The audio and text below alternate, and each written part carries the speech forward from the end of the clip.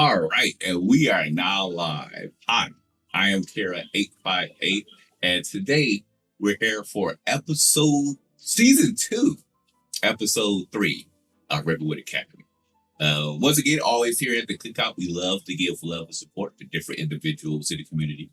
Shout out different channels that's out there, so perhaps you could take a look at their content and support them on their endeavors. First, as always, we love to give a huge shout out for it's a good friend of ours. His name is Aries, aka Adrian B, who has his own channel known as the Leopard Inn. On his channel, you will find various content such as Vampire the Masquerade. He has a few one-shots of cats. You will also see a werewolf campaign coming up in the near future, as well as a D&D campaign, if I remember correctly. He has both a Twitch as well as a YouTube channel, and he's regularly seen on our show, Lords of Faerun. They'll be coming back not this Saturday, but next Saturday, as the player Jessica. Again, he's a fantastic individual, so if you can, definitely go ahead and give him a follow and support him on his endeavors. Next, we would like to give a shout out for, of course, is Hutter's Entertainment. Hutter's Entertainment is a fantastic variety TTRPG channel. They have well-known individuals such as Michelle Young, Markia Bacardi. You'll see Melee Damage, as well as quite a few other individuals. And Alex Redeye, who you would also see in the Bear Pen content, is a tech producer at Hunter's Entertainment. They were also recently at GenCon. If you follow him on his Twitter, you'll see him showing pictures of himself at GenCon. And they've regularly been sending us raids, giving us love and support, which especially around this time frame, with us having restrictions due to the hate raids and other things going on with Twitch, we always appreciate the love and support that they give. So if you can, definitely go ahead and give them a follow and support them on their endeavors. And last but certainly not least, I have to, of course, give a huge shout out for is a show called Kids on Bikes, which is a TTRPG show that is on the channel The Pixel Circus. And this upcoming Thursday is, if I remember correctly, the season finale for their show. They feature fantastic individuals such as Sharif Jackson, who you know from Rivals of Waterdeep, Hopple Barbarian, Omar Enigma, and a couple other Hello There Shoe. Markia Bacardi from Hunter's Entertainment is also there. It's a fantastic show. The first season is great. The second season is just as great. And hopefully this is one of those shows where we will see 6 seasons and a movie. So if you can, definitely go ahead and take a look at their show. It comes on Thursdays at 8 o'clock a.m. Pacific Standard Time, 11 o'clock a.m. Eastern Standard Time. So those are all the shout outs that we have going on for today. In terms of announcements, we just have a few announcements coming in. Lords of Faerun is going to be back again, not this week, but next week. So we'll be back from our hiatus. We definitely are excited to see how much more dragons we can be able to obtain and get ourselves into. We already have we have 12 dragons total. One for every member of the party and some extra on the side. So yeah, again, it's a fantastic campaign. Easily one of my most favorite campaigns I've ever been in. Alicia Pro definitely kills it. So if you can, definitely go ahead and take a look at that. Let's take a look at us as we return next Saturday. And we do have a couple of other shows coming out in the near future, specifically for YouTube. So for one, we have Mage the Ascension, which features Ree here, who's one of our players as a DM. It's going to feature well-known individuals such as Aki. You'll see Melee Damage, Super Dylan, myself, and a couple other individuals. And Sharif Jackson for Rivals of Waterdeep is going to be on the show. So if you can, like I said, we'll be definitely displaying that on YouTube in the near future. So check us out for that.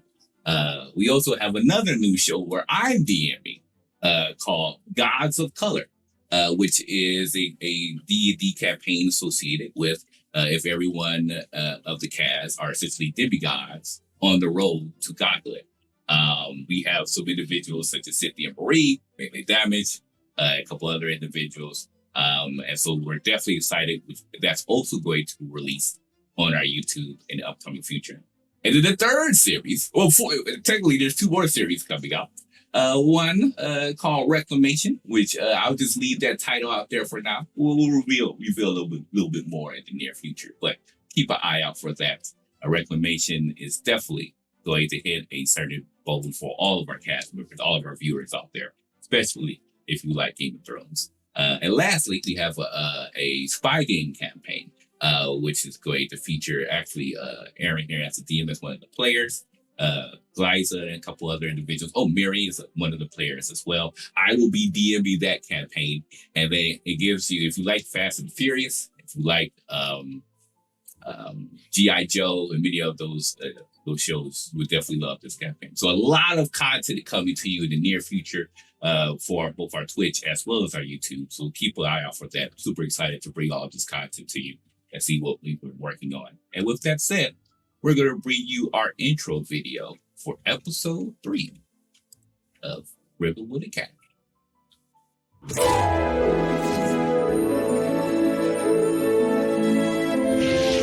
Micah, Ardris,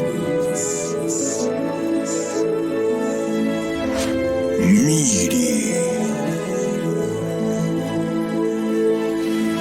Calvin,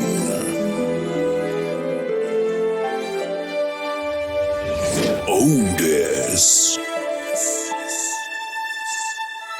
Behold the spellbinding abilities of Rivenwood Academy. All right, and we are back. So with that said, Aaron, take it away. It's been an intense 24 hours for our young adventurers here. Not even 24 hours ago, they experienced a horrific night in which their place of safety, their homes, exploded due to some superposition of two distinct places. As they fled, unfortunately, their teleport spell went awry, and they ended up in the middle of nowhere. They weren't quite sure where they were until they almost got killed by a tree, ended up on a path and met Thorane and Estelle, our two pathkeepers, who informed them that they were on a trade road that was running north and south on the border of Dolandur, next to the Grogan Empire, and then Arisia. They ended up going up north to Twist Junction, which is where they currently are after having made a new friend in a very small Grantic, and the mysterious appearance of a man claiming to be Jorhan, despite looking quite a bit older than the Jorhan our party knows. So about this time, I'm going to say, Ardris, you walk back up, having successfully found an inn for you to stay at the night. You do all know that the festival is being prepared for. It'll kick off tomorrow, so you have some time. He's asking for some privacy, and he's looking rather expectantly at you, Kellen.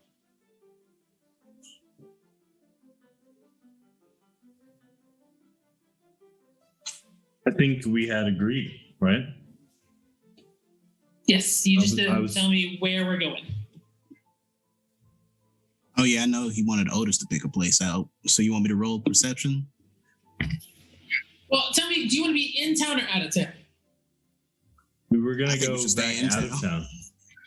You want to go back out of town? I thought that was the plan. Oh no. Because we said we were going to meet under the tree. Well, Aaron recommended the tree being a good spot where we were playing with Grantic. We got multiple trees here. That's outside town, though. Oh, that is outside town. Okay, let's roll in. All right. An invisible Miri is like, I don't know what I think about this, and decides to listen to. I cannot do Miri's accent to save my life. Don't worry about it. And decides to go to the inn where Ardris had procured rooms in order to like not be in the middle of this. And I think that Shy decides to hang with her because it feels weird if only one person, like Ardris, goes off by themselves, like Ardris. So they decide to stick together and go to the inn. Okay. I'm an adult. I can't be with the children. You're out there in the world doing your adult stuff. That's what we call adultery. So you go for... Oh no. I'm here. Okay. All right. So you guys decide to go back to the... We got some interesting vibes going on today. You decide to go back to the clearing where you fought the bad trees. Is that right? I guess. So. Oh. All right. Joran will let you lead the way. He's just going to follow wherever you are going. And it's a pretty quick walk. I don't know if anyone is trying to say anything or do anything on the way over. I will like to up my mage armor. All right. You can do that for sure. Must be nice. Actually, you weren't here last time. Roll me a perception check. Ooh. Come on. Let's go. 14 plus 4, 18. Nice. So the man in front of you is older. He looks like he is elven with long, straight hair that has like a purple dusting to it. He looks to be older, like if you're going to put it in human years, he's middle-aged. And he has referenced several people here by name in your hearing. I'm sorry. Who are you again? Ardris. I'm Jorhan. Can Otis roll an insight check to see? You absolutely can. Roll it. Alrighty. Micah looks very confused, he says. Okay, I rolled a natural 17. Let me add my modifier. 104. Plus 8, so that's 25. Yeah. So, 1, not mine. Wow, okay. 2, when Ardris does not recognize him, he seems hurt. Like as Ardris walks up and is like, "Who are you?" Like he covers it really well, but with the 25, you notice that was not what he wanted to hear. Got it. Micah stares at the individual in front of him. Definitely confused. It says, "Wait, what? Why are much older?" Well, Micah, I think that that's a really good question. Let's sit down and talk about it. He looks around and he says, "Okay." To him, he kind of trusts him because they were together with back to back against fighting wolves. So he's just like, okay, this is his partner in crime that helped him out against wolves. So he's just like, okay, where go? Oh, I'm just following you guys. So hopefully somewhere close to here. And he looks back at Kellen again. Are we at the tree yet? Yeah, you're about there. You're walking up on it. He'll stop and he'll turn to Jorhan and he'll say, "Well, after the trouble that we caused to the academy, you knew that we had to keep a low profile when it came to communication. So I assume that whatever it is must be important." And he'll nod. Like, go ahead. He looks at you for a long time and says, "Wait, you didn't tell them or you didn't know?"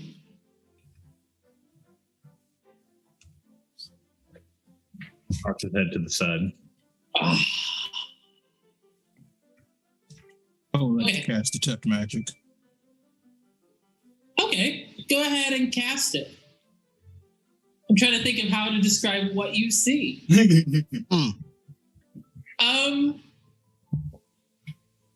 Well, crap.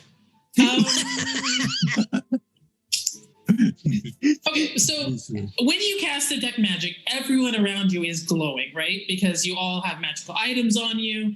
You have your wands or your spell focuses. You have the materials that you made in your enchantment class, which are very bright. I think what the first thing you notice is it's so strange. Kellen is in front of you, and Jorhan is standing next to him. And like the magic that is radiating off of both of them is difficult for you to get a read off of right now. Like there's some sort of interference, or it's just so much. Like it's kind of hard because, like I said, you're surrounded by magic people right now. It's not like there's one magical item in the room that you're like kind of detecting. The weave of magic around you is pretty significant. And it does seem to affect how you're able to read Kellen in particular.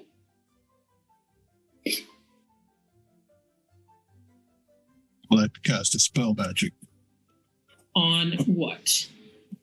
Sure, hon. On Jorhan. Helen casts counterspell. You got that now? Oh, Lord. Okay. Yeah, count. I was waiting for that. I'm so tempted to cast counterspell, though. Counterspell. I like it. Wait, so we see all this happening, right? Yeah, so you see Argus, uses his wand as a spell focus. And explain to me what you trace for detect magic and then what you trace for the spell magic. The first one is a glyph in the air in Elvish for vision or sight. And the second is a group of glyphs that together would mean remove or to clean. Nice. So you see the first one goes off, and you see Argus looks visibly, well, as much as Argus ever looks concerned.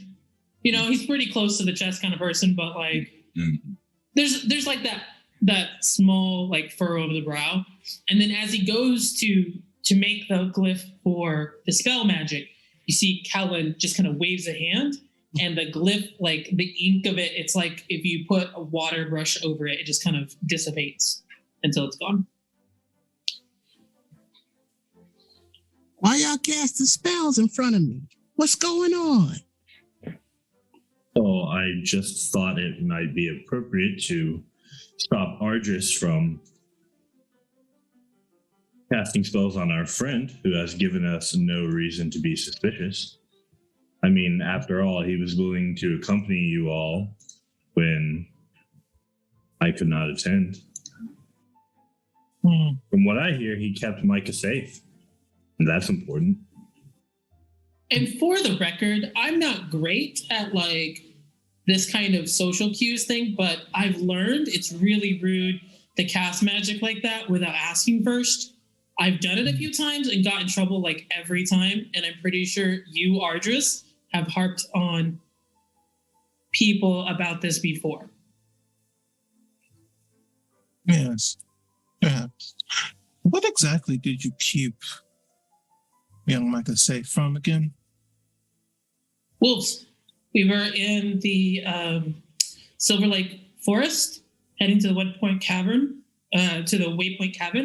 and you guys, well, I went by myself and Micah came with me, and to be perfectly honest, he probably kept me more safe than I kept him.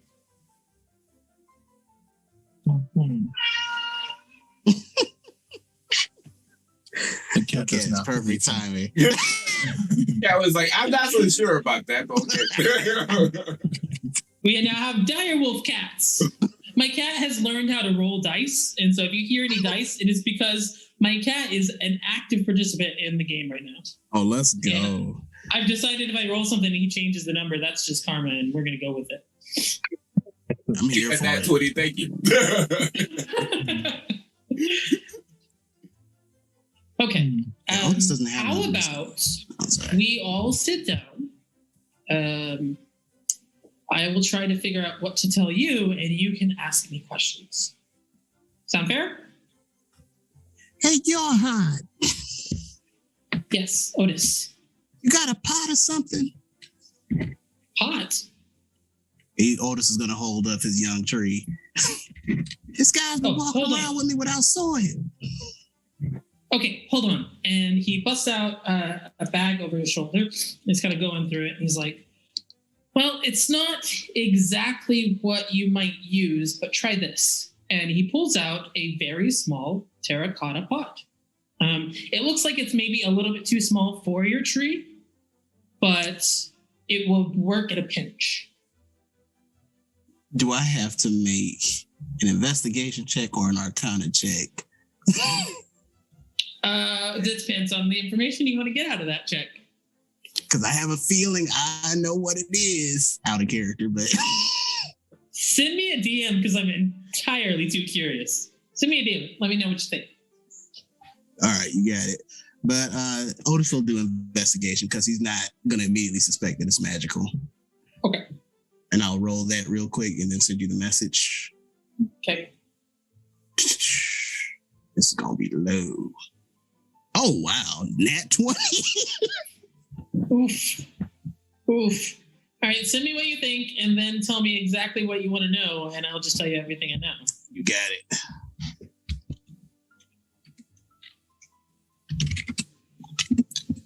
Is there like a sense of like not really hostility, but abrasion between Kellen and Ardris by chance? Abrasion between Kellen and Argis? Well, I don't know. You'd have to ask Kellen for that. Yeah, like after the spell exchange, what is like the body language of you two? Does it seem like just completely normal, or does it seem like you may have to You keep would it close? know. You would know from Kellen's perspective. You would know him well enough that he seems very calm, almost like too calm. But I'm not sure if like Micah would pick up on the fact that that's weird. No, but because he's for the player, it's that level of too calm where it's like probably something's off because he's too calm. interesting. Yeah, Michael would have picked that up because he, well, you know. Otis and Ardris would notice that though. Ooh, okay, interesting. That you're too calm. Yeah. Kind of like the moment when someone knows they're in a stressful situation, so they're acting like really, really chill on purpose. It's that. So you would say Kellen is feigning his chill? I wouldn't say feigning. It's more like forced. Okay. Like it's a real chillness, but it's kind of forced. Would Otis care enough to call him? Well, he just examined the pod, so I can't say Otis would be in on an interaction should it happen. He just investigated that pod pretty hard. Yeah, it's pretty hard. Do I detect magic from this pot? Your spell is still up. Yeah, sure. Again, lots of like magic stuff coming towards you. So I think it's a little bit difficult to parse, but yeah. Can I tell the school of magic? Well, if I knew the school of magic, I would tell you what it was. Give me a second. And can I tell the school on either Joran or Kellen? Lots and lots of schools on Jorhan and Kellen. We have to be a little more specific. I think something that is interesting because maybe you have not experienced it so much is you know that Kellen's magic is weird magic. It's not like your normal I throw fire everywhere. He is a chronomancer. He's got dunamancy. So I think maybe you have that moment where you're like, that's a thing.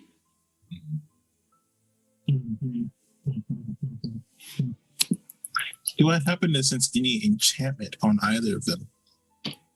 I mean, if you mean the School of Magic, yeah, they both have enchanted items on. Like the charm style enchantment. I don't know with detect magic because of all of the magic you have like gotten into you that you'd be able to pinpoint it. But I will say because you've thrown detect magic out there, you can roll an Arcana check with advantage. Oh, nice. All right, that's a 23. Nice. We out here. If you have like a plus 10 or something to Arcana, Plus 11. plus I know all the magic. No magical secrets.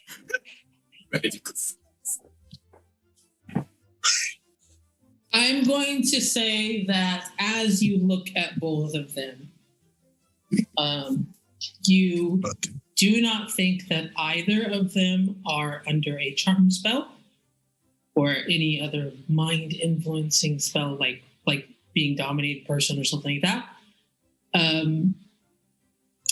I think that it's at this moment something clicks for you, and I'm just going to send you a DM for it. Secret. Also, on the pot, we're calling it transmutation. Interesting. Okay. That Otis is staking the tree in there, and he's going to start digging up soil to help the tree out. I think Micah just stares at everyone, kind of confused at this, but Hey kid, can't you do that thing with the earth in your hands? Thing you almost killed me with. oh, the hand? Hand? Yeah, help me dig up some of this dirt for the tree. Oh, okay. And he'll go ahead and you see, of course, the third eye start to appear on his forehead as clock noise starts to click around his body. And in front of him appears a giant Maximilian grip. That he'll use to pretty much scoop up. So I'm picturing like the most 5-year-old of attempts to fill a pot in which like you require a small amount of dirt. There is now an avalanche of dirt coming from Maximilian's earthen ground that definitely overfills this pot like crazy. Yep. 1,000%. Yeah. Well, you know Otis is gonna get dirty too. It's efficient. You're both covered in dirt. Yeah. Otis is gonna cough up some dirt. Jorah's sitting there like he's just giving you the pot. He's watching all of this happen. He seems, we've had some really good insight rolls here. He seems very content to wait. He's not trying to rush you or anything. He's sitting there watching you. He also seems just kind of pleased to see you, to watch all of this happen. Like as Micah does this, he's just kind of smiling at it. He's so sentimental. Okay. Audrus would like to position himself so that way there is a sort of like an imaginary line between the side of the field that Ardris and Micah and Otis are standing on and the side that the others are standing on. Okay. Battle line's mentally drawn. Well, dang. Very interesting magical items on you, Johan. I haven't seen a few of those. I mean, I am able to create magical items. That is true. Created quite a few in my life. Mm-hmm. And do you mind making what brings you out here? Well, okay, this is going to get tricky. And I don't want to scare you, but I have a lot we need to talk about. And I kind of don't know the best way to put it so that you don't freak out. Mm-hmm. Mm-hmm.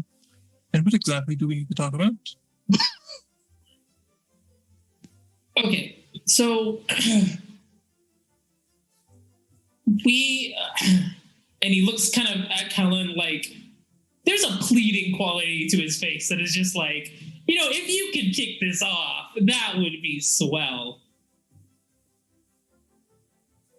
Does Kellen respond?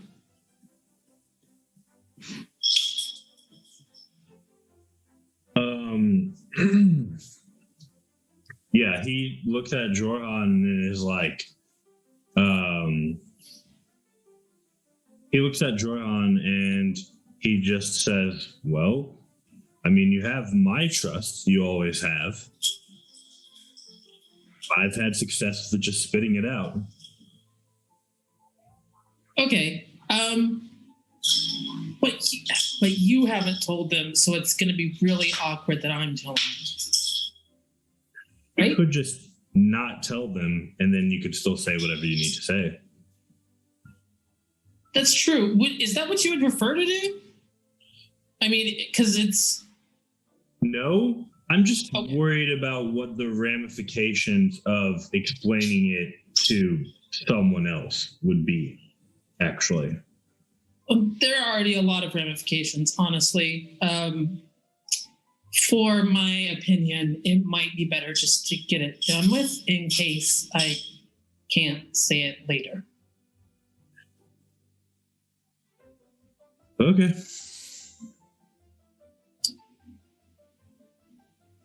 Okay. Ardris? Jorhan. Oh, no, you first.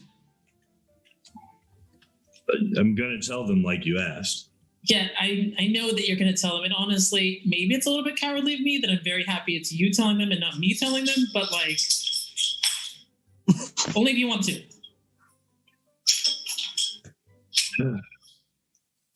Jorhan is a persona of myself that I crafted in order to defend myself in a village of people with two identities.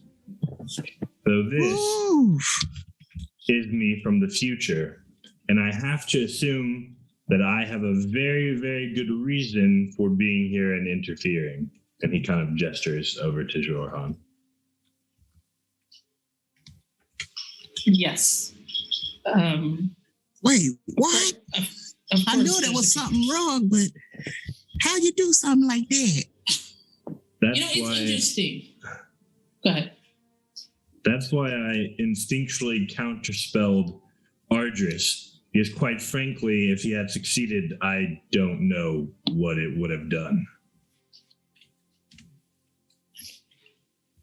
Yeah, dicey. I think probably. I don't know. There's a lot that I thought I knew that I realized now after having done it, I don't know. So, yeah.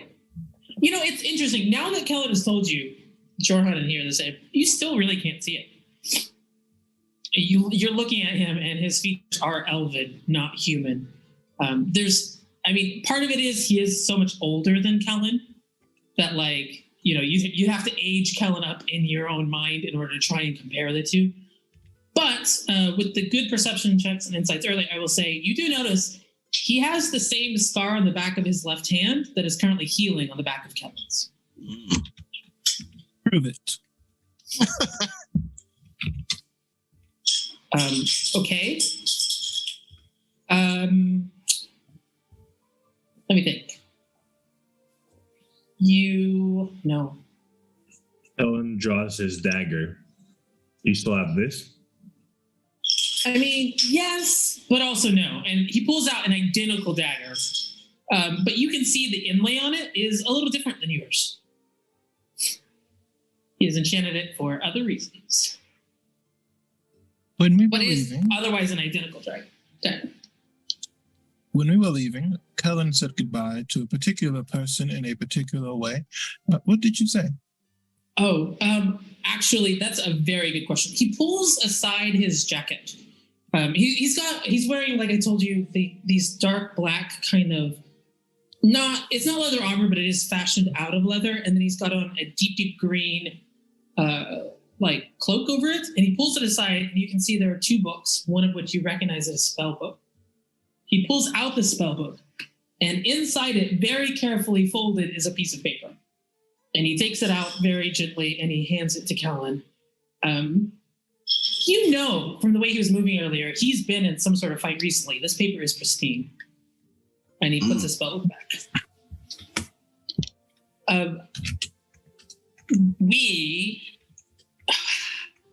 Okay, I can't answer that question, actually. I know what Kellen said, but it's a little bit more tricky than that. Kellen, this is for you. And he hands you the paper. If you want to open it later. Kellen will read it aloud unless, in scanning it with keen mind, he encounters something that should not be said aloud. Well, I don't know what Kellen thinks should and shouldn't be said out loud. Do you want to, like, do you have the text of it? Can you DM it to me? Yeah, I'll DM it to you here in a second. Okay. But, I mean, he will at least open it right now. Is that a letter from the pink girl or something?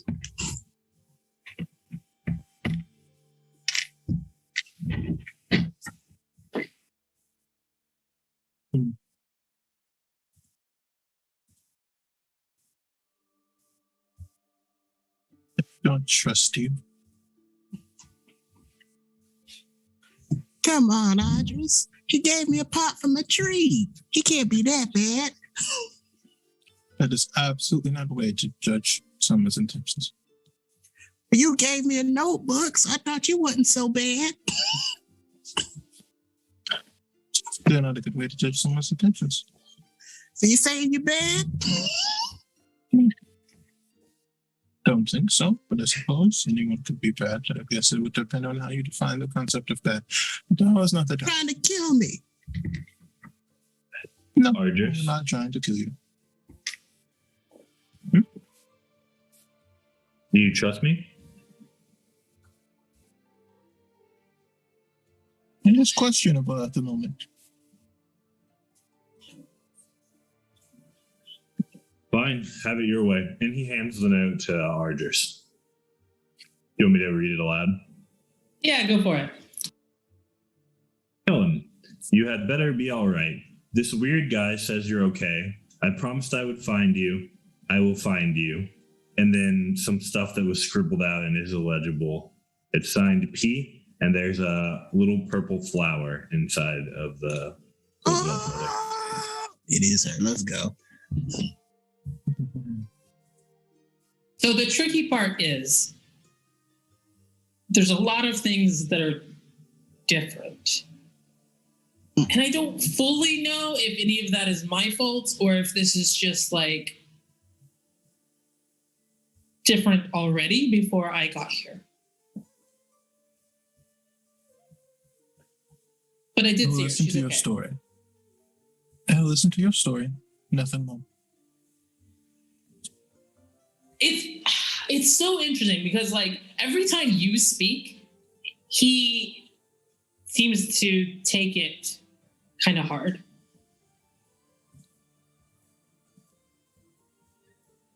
Like you in particular, there's something about the way you're talking or something about that you can see he stops and he listens and he does look just a little bit sad. Okay. Okay. Long story short, my name is Shorhan. My other name is Kellen. You already know that. We met at Rivenwood Academy, where we studied, and we were a really good party. We're the Vorpal Sword. Maybe that helps? He kind of scans the room to see if anyone's listening. Okay. My school didn't explode. So kind of everything from that point is really weird in terms of trying to, yeah. And when I first got here, I remembered everything really well. And now I'm starting to remember less, I think because of time magic stuff. And also I've been having memories of maybe the person you will be or one of the people you could be. I'm not really sure how that works. It's kind of, and he pulls out the second book out of his thing. I need this now, but when I can't use it, it's yours, Kellen. I've been writing down everything I can remember. So when I can't remember anymore, you can take it and do with it what you want. How are you gonna know when you don't remember anymore? That's a great question, me. I don't know, okay? I am trying very hard to think about this in a rational manner, and I think I'm doing a very good job considering the circumstances that I've been forced into. It was not my intention. You will know if and if I don't. And you can just take it with my permission now, okay? Okay. Why did you come back? Oof. Kid, that is... Well, that's the million gold question, isn't it? Okay, so you remember how when you went to the Waypoint cabin, Ardris and Shy decided to go check out that cave?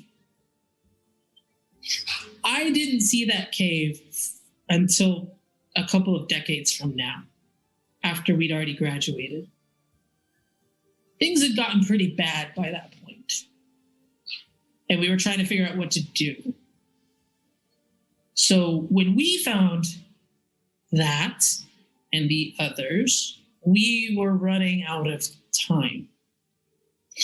And we almost did it. We almost succeeded.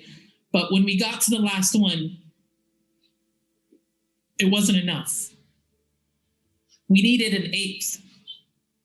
And we didn't have any more time to make it. So all of us, it was kind of does the word Hail Mary mean anything to you, Micah? Sometimes I'm not sure what you already know. He shakes his head. No. It was a desperate attempt to do something. And it took a lot of people helping me to make it happen. And when I got here, I had a couple of assumptions that I've had to learn are wrong. One being that we had a lot more time because I didn't see anything for several decades.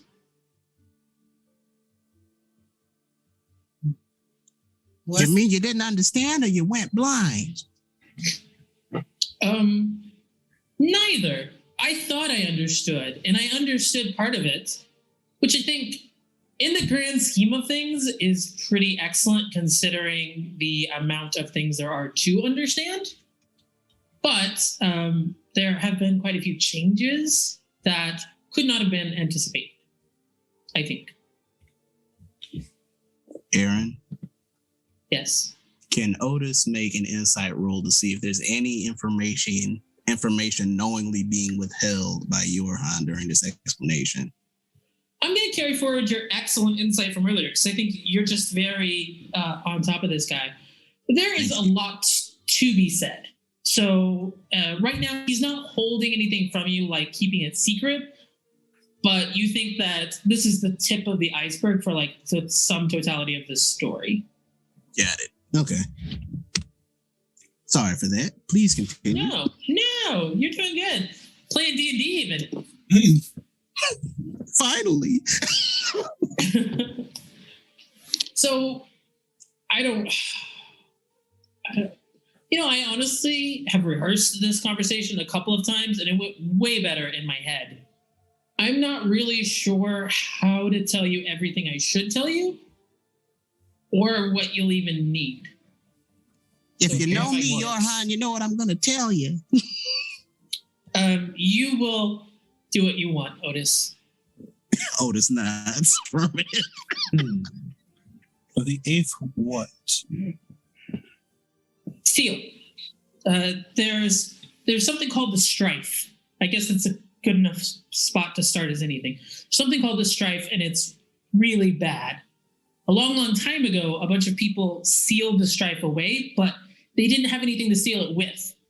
So they used pieces of itself, like these facets of like its badness, in order to seal it. And so there are 7 seals that they planted all over the continent, kind of going from like over on the west side, moving eastward. So the one you found in Phobos was actually the last one that was made. But the problem is everyone who created the seals died with it. And so no one knew about where they were, or like that they probably needed maintenance. And so by the time we found them 2 decades from now, they were failing. And so we were rushing all around trying to find them, and then trying to basically power them so that the seals would be kept up, because that strife it's no joke. It affects not just the seals and not just the area around it, but when all of them go down, it affects the whole continent. People gets bad. Why do you know about that? I did not tell. I would not have told you. Well, you did. But to be fair, it was after like another decade of friendship. So I think that we had like gotten over a few of those intermediate hurdles. And also the world was ending, so kind of pushed you a little bit there. Honestly, you're the hardest one to be around right now because you've changed the least. Mm. The rest of you are just kids. Am I doing what I want 20 years from now? You know it, Otis. That's all that matters then. I don't see what the problem is. Wait, how do I change? Well, I mean, I would say you changed the most. It's pretty cool. But also, time paradoxes, I'm not really certain what I'm allowed to tell you. I'm skirting some weird boundaries here. Because if Kellen starts remembering things that I'm telling you now, I don't know if I'm going to start telling myself, as like my memories start to become his future memories. It's getting very strange. So what in the world did you find the power seals with so much magic? I mean, it took all of us and quite a few others, actually. It was very late in the game when we realized what the problem was and how to solve it. It's one of the reasons, Kellen, that I told you that the Phobos would be a good start when it was, because it was before everything was failing. I thought it was a good idea. So we did a good thing pushing magic into that weird rune. Oh, sweet. Absolutely. Huh. Is it? Everyone thought I was insane. Kellen just like has a very satisfied look on his face, and he's like, everyone thought that I was crazy. I thought I was going to have to drag you back there, so that's good news at least. How much magic did you put in there? So, quick question for the DM. A lot of times there is such knowledge as like, these are the first circle of spells, the third circle of spells in world terms, even though it's also kind of game terms as a way of like tracking the complexity of spells. Is that the case in our world? Yeah, I think that makes communication a little easier if it is. So yeah. He would probably say, I don't know, like 10 circles worth ish. Good. That's a good start. And you see his eyes get really far away as if he is trying to calculate some stuff. You have the book when you attempted to deal with the seals in the future. Sorry, what? I was thinking about something else. What did you need, Ardris? Did you have the book when you attempted to deal with the seals in the future? Well, I had you, and you had the book, sort of. Well, we found the book the first time when we went to Phobos. That's when we got the book. Well, you got the book. You know what I mean. They got the book 20 years later in their timeline. Yes. Got it. I'm with you. Arjus, can I talk to you for just a second? Yes. Can I ask one question before you go? What? We're not leaving, Micah. We're just going to talk a little bit, like a few steps that way. But yes, go ahead. Ask your question. And he starts to take out his sketchbook and his paper, and he flips past the drawing that his mother, that he was drawing up regarding his mother to an empty page. He says, Can you tell where other gates are? I will draw. So if you forget, we have this. That's a really good idea, Micah. Do you have a map? do we have maps? We only have You do that not, one. as of yet. Yeah, I think so. No, at least he shakes his head. We had that one from the forest, but we don't have a map of where we are currently. Well, the one in the forest was up on the wall. Y'all didn't take it off the wall. Didn't we have like one on hand that we drew on? Because I thought we got one from Elliot before we went for the first time. Did you? Yeah, you might have a map of like around the Phobos area. I'll double check my notes, but that sounds right. That sounds Okay. familiar. Yeah. Yeah. At the very I tell least, you I what, remember us Micah. drawing or something. Michael, why don't you work with Callan to sketch a map, and when it's ready, I will show you the areas where I think the seals are. That's all the plan. He nods, and then he looks over to Kel and says, You ready?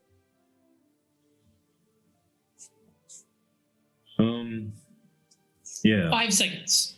Just 5.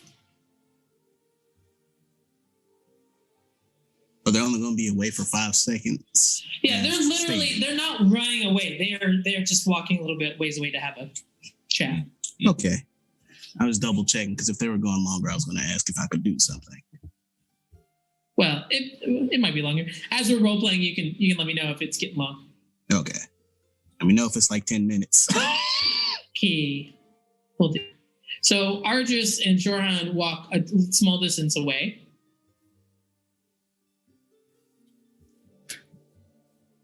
Okay. I gave you the book. It was me. Or rather, I put it in the cabin for you to find.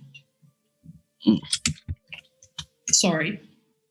It's just I could not wait for 2 decades for this to like kind of come about, and I knew it needed to be you, so I give it that. Was it not you who gave me the book? What? No. Okay, listen, what has the book told you yet? Arjus will remove the book, and I'm going to send you a quick message really fast. This is getting juicy. Let me tell you guys, this is my first time running a pure time travel like plotline. You're It's, doing a wonderful job so Very far. interesting. Thank you. Correct. That is true. He does remove the book and he looks at it for a moment. He goes, "No, it was not you who gave me the book. It was a friend of my father's." Right. Okay. Okay. Yeah, no, I can work with that. Your father's friend gave you the book. What has the book told you so far? Like, you noticed that the diagram is fullness, right? Let's just get the basics out of the way. You got that, right? I do, yes. There are a few different sections in a poem. I can't entirely translate the entire thing. Yeah, maybe I can help with that. But what has the book told you? That there will be some sort of conflict or strife. The seals must not fall, and there was someone, perhaps, or a group who's offered themselves for the future.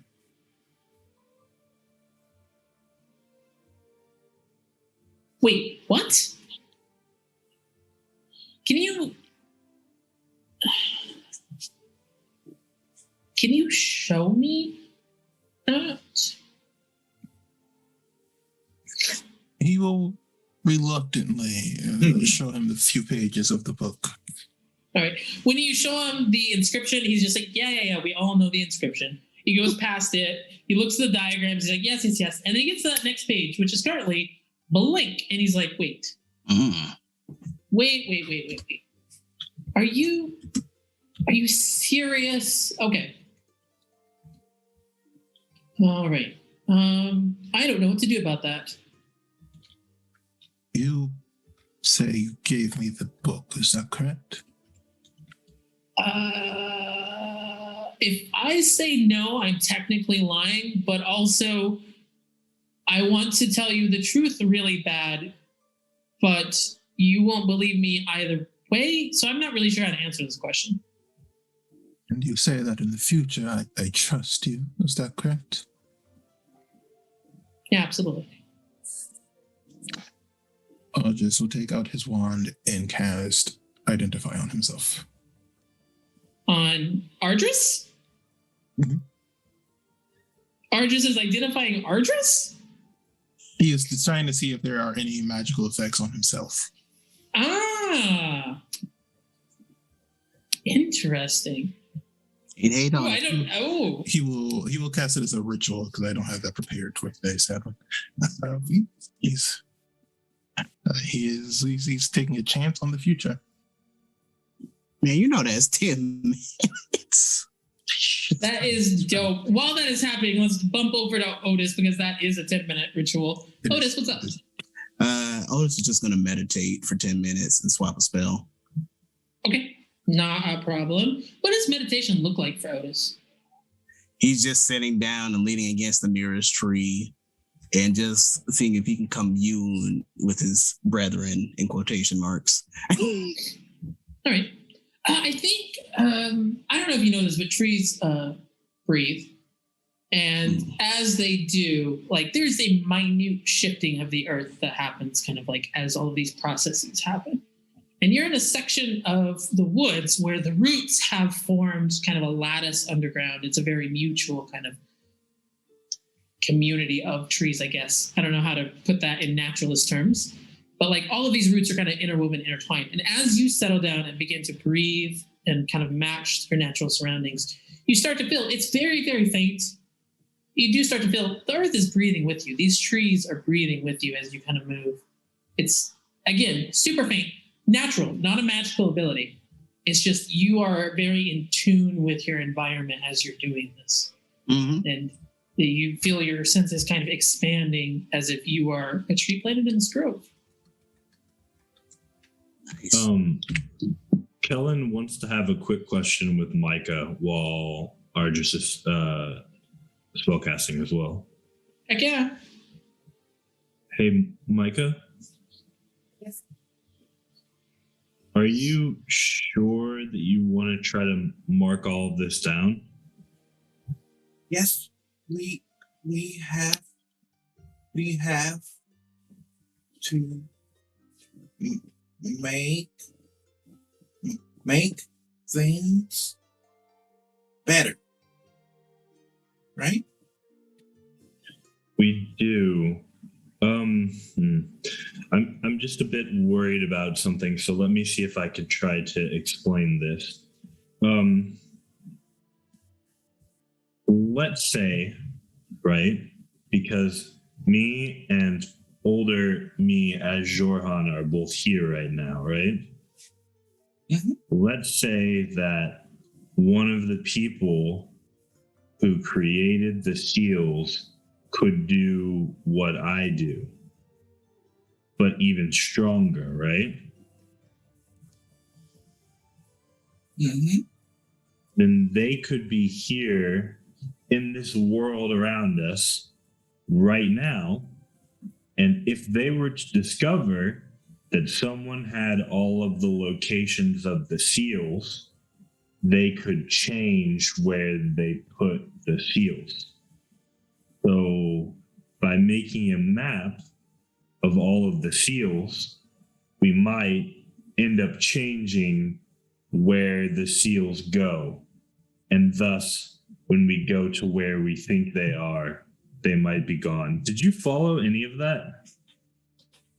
Mm-hmm. But seals are very, very old from long time ago. So it only.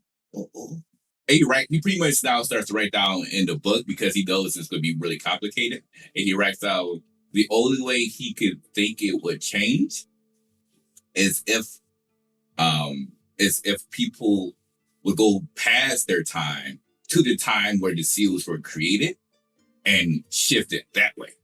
Because as long as the seals have been established before their current time, they should remain at the same place for them to go ahead and power them up. Unless DM question: did the seals look like they were they weren't travel size like a pack of Doritos or anything like that, right? It was pretty huge, right? These are not Dorito-sized seals. Yeah. No, they were really, really massive. They took you had to walk around them, and they were carved and embedded into the natural features in the focus cave. Yeah. So there's no way to really move it per se. And all these seals were created before their current time because strife, I guess, happened a long time ago, and these seals were there to keep them in place. But yeah, so he'll write all of that down. It says We should be safe. Okay. Man, I wish I was more of an expert about this. Can I draw? he'll give you the drawing pad and the pencil. So he takes it and he kind of holds it up to you while he's doing it. And he makes like a little tally mark, right? Like you would on a timeline. And he writes seals created, right? And then he draws like a little bit forward and then curves out of it to a different line. And he says, powerful old time mage. Right? And so he keeps drawing the main line and he writes it to another tally mark way down the way on the other side of the page. And he says, us now. Right?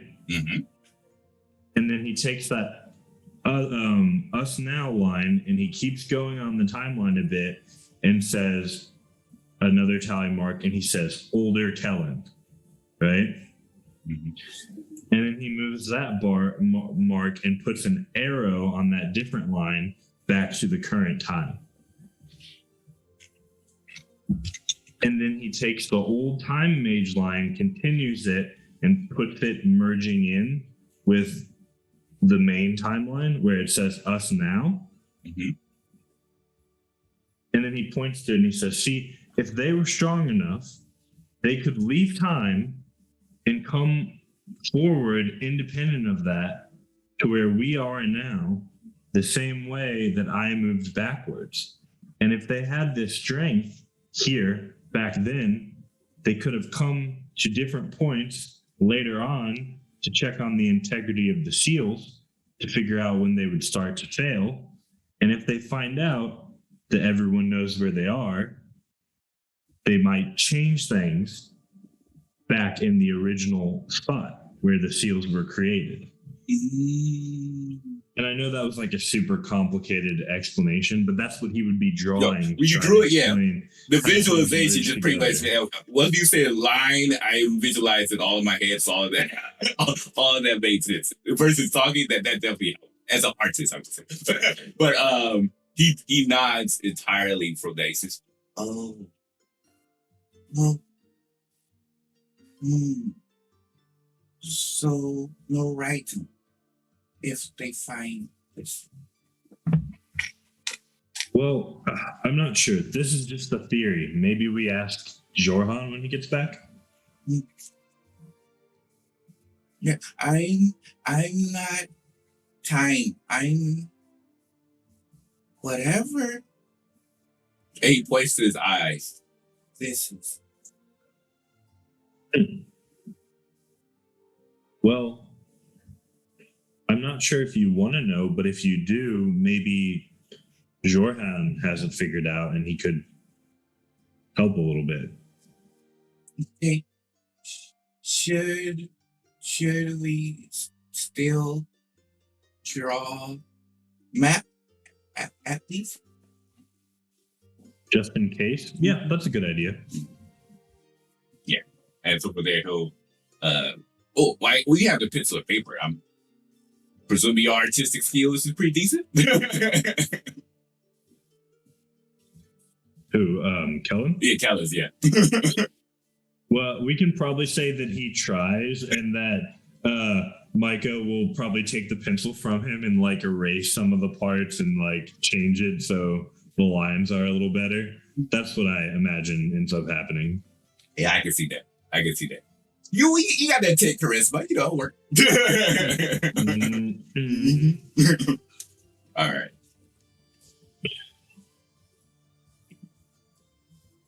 Oh, yeah, Ari, I think we're good. Sorry. So what I told you is what you know from your ritual, Arduous. You know that the enchantment is a 5th circle enchantment, if you want to try and dispel that.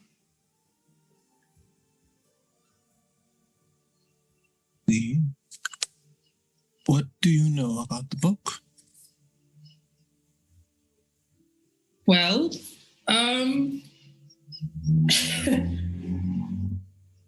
you ask like a simpler question?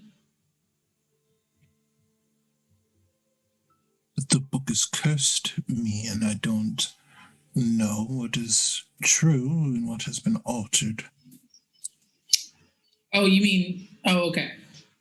Well, I forgot actually that when you first found it, you were a little bit confused about how you got it. That was so long ago. I guess I forgot. But yeah, we were very protective of the book, but we studied it a lot together. There's something that I cannot tell you, but I need you to know, and I'm trying to figure out how to do it.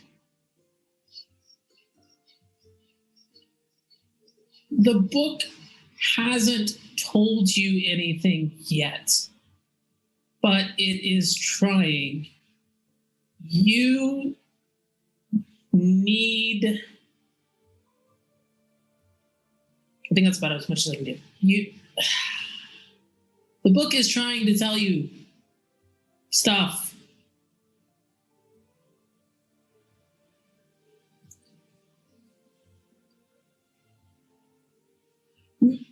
I see. Sorry, it's difficult because you remember stuff differently than I do.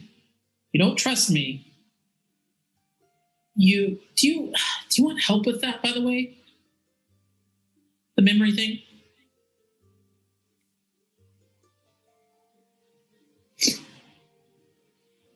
Yes. it would require me casting magic on you, and I really don't want to do that if you think like that's an attack. Because I know like you and Kellen are whatever, like you've got your relationship. God, this is... I really suck at people sometimes. Okay, was that like a real yes? Or was that like a, I'm curious about what's going to happen and then I'm going to freak out later yes? Will allow you to cast the spell.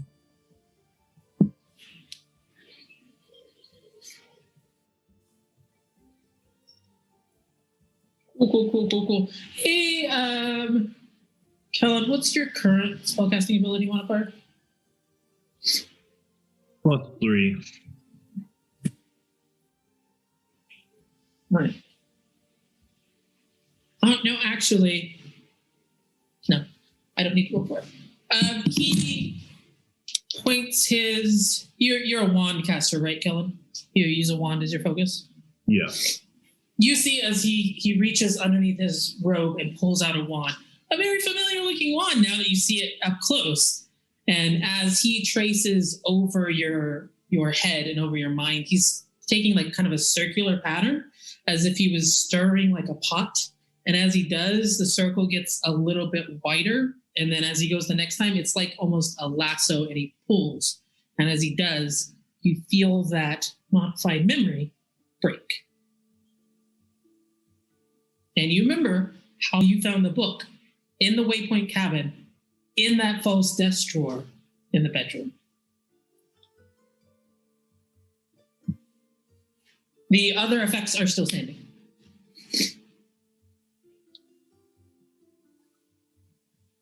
We need to go.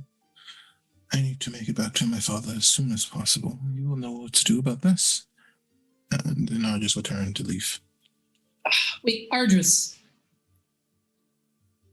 Okay. And Jorhan will head back to where Kellen, Micah, and Otis are. I'm assuming Otis has stopped meditating at this point. Yes, you have finished your meditation. Congrats. How aware would you say Otis was during his meditation of what was going on? Like, did he hear any parts of the conversation, or was he completely focused? I think you didn't hear any of it because they specifically moved away out of like eavesdrop range, but you saw the last magic. Like that was, you were coming out of your your meditation. You looked over and you saw that Jorhan was casting magic on Ardris. And then they said something and Ardris started to walk away as Jorhan started to walk back towards you. Would Otis recognize this spell as something he's seen Kellen do before? I'm trying to think, hey, Kel, have you cast Dispel Magic anytime recently? Mm-mm. I can't think of the last time you did. I'm going to go with no. Okay. Yeah. Yeah, I don't think Otis has ever seen you cast Dispel Magic. He hasn't cast it before. Oh, he hasn't cast it before. Okay. So he wouldn't know what it looks like. Okay. So Otis will probably get up and cast Shillelagh on his staff. Like, what you cast on him? And look at Ardris like, anything I got to worry about? No, at the moment. We just need to get out of here as soon as possible. Why? There's going to be a festival. We're getting free lunch and there's going to be free food later. The festival is not important, Otis. I mean, Food is important. I agree with Otis on this one. See? Oh, Johan knows what he's talking about. Thanks, Otis.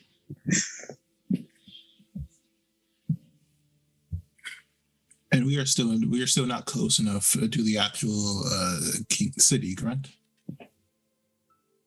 Yeah, you're a little ways The away. capital city. Oh, the capital city? No, you're way far away. We're going. Yeah. Okay. If anything, you've moved slightly further away. Mm. And I have a Just question. based on the road to run. Yes, sir. Considering Otis has had 10 minutes to himself, kind of communing with nature, and a 14 intelligence score. Would he be able to wrap his mind around the concepts that were being tossed around during the earlier conversation when everyone was together with time? I think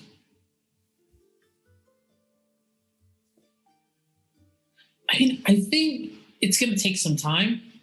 I think you can say you take a lot of it on just Jorhan said so. Okay. So it's not like you understand the mechanics of anything of it, but you also get the big picture, I would say, just not any of the details. Oh, that's perfect, actually. Awesome.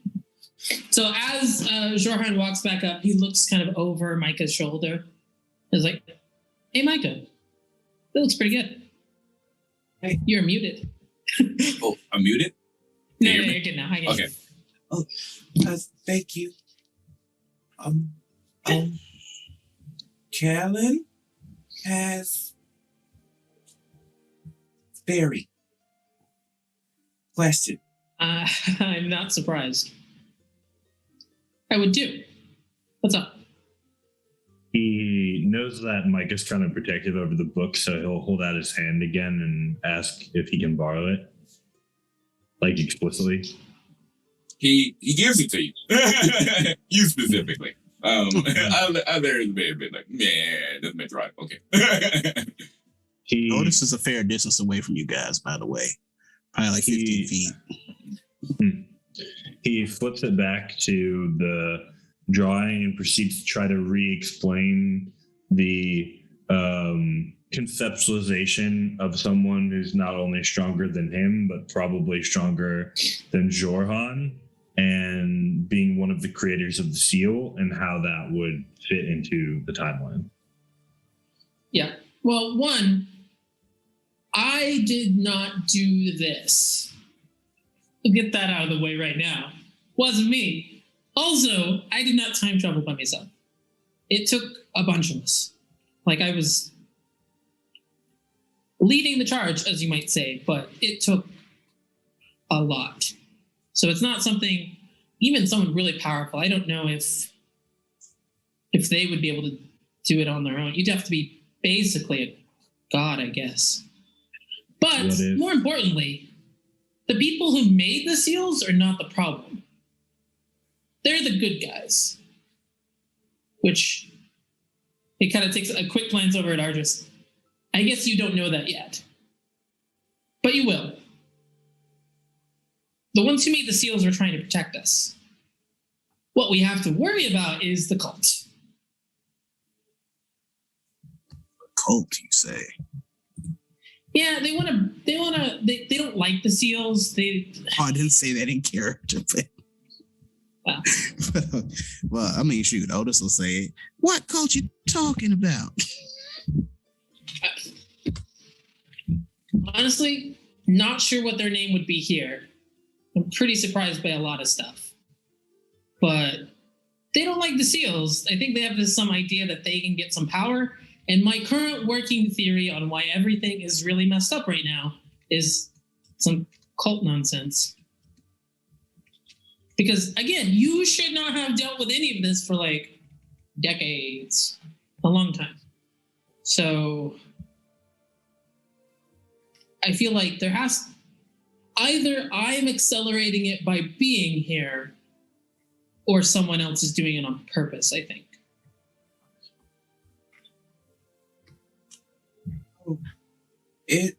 Do you think it's safe to write all the seals? Do I think it's safe to what? All the seals? Write, draw, where they are. Oh, like to make a map. Well, I don't know. Do you think it's safe to write the seals? He kind of like looks at Kellen and then looks at Jorhan and says, Not sure. I'm not time. I'm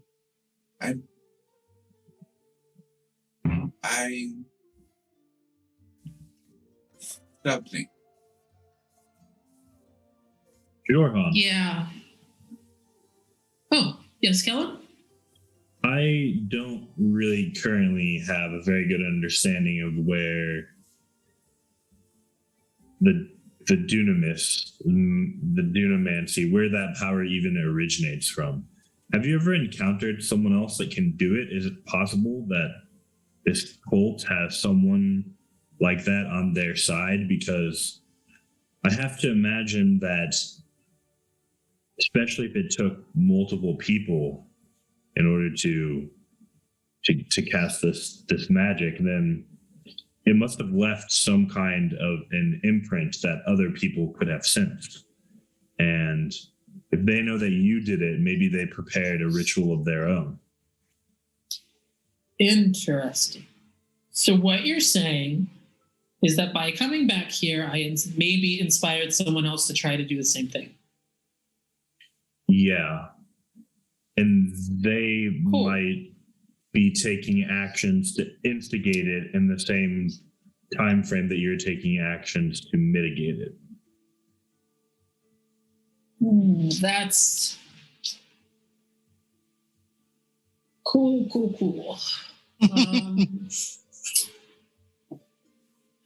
That's great for me. I'll think about it.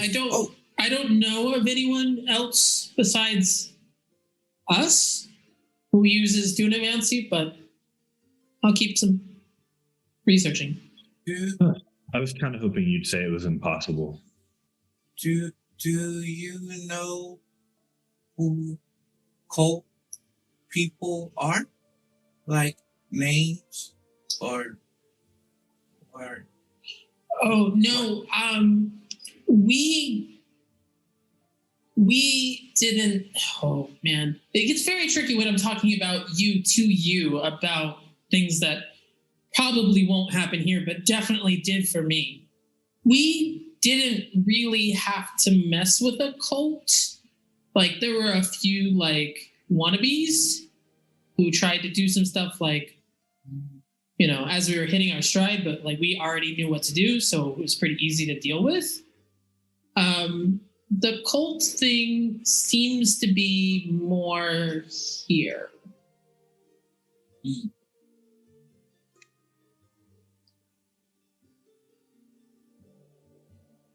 Did they blow up school? They hurt Mom.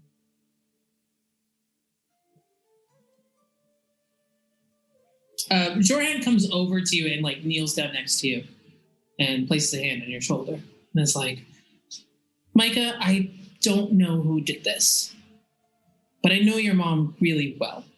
And I know that she wants you to be safe and that if there's any way, she's going to come find you.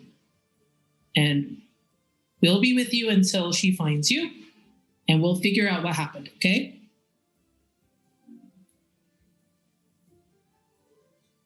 At least, I think that's what I would say. Yeah, so don't burn nobody. Yeah. And you kind of see a look of slight anger as his third eye opens. He says, They hurt Mother. Otis is going to noticeably flinch for anybody paying attention to Otis. They burn. If we are going to be staying here, then I need to see if I can find a priest of some sort. A priest. Right. Yeah. So let's go into town. You can look for your holy stuff, I guess. And we'll enjoy the festival and then figure out a plan. As long as I get to eat. What about Matt?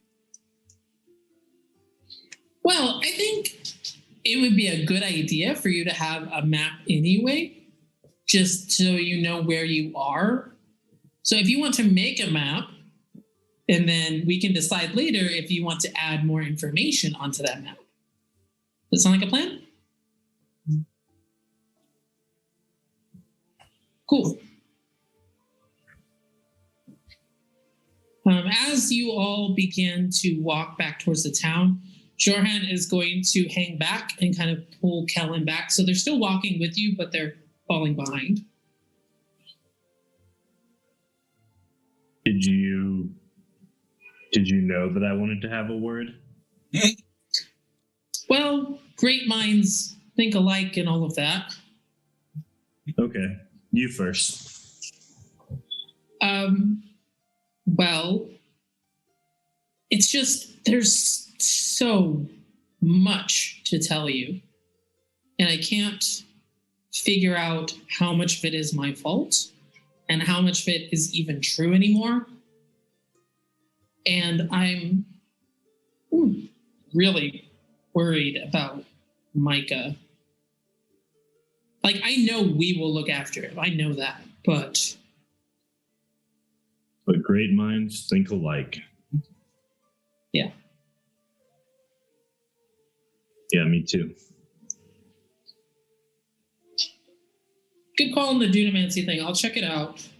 If I figure out something, we will be the first to know at least. Right. You had something? Yeah. I know we're both kind of still figuring out probably how all this Dunamis stuff works and everything. But well, I'm not sure that you're any better at this than I am. But I am pretty certain about one thing. Yeah? And I'm not really sure how to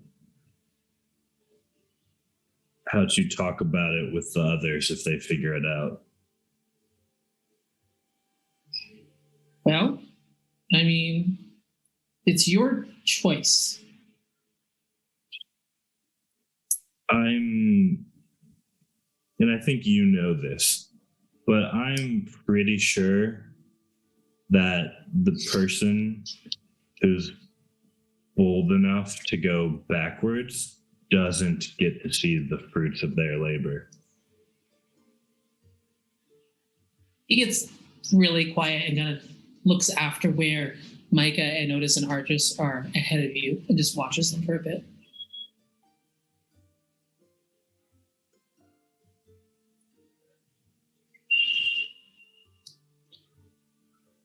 I am already losing my mind. Literally, not figuratively. Eventually, I'm not going to be able to remember anything, and I don't know what happens physically after that, which should be interesting.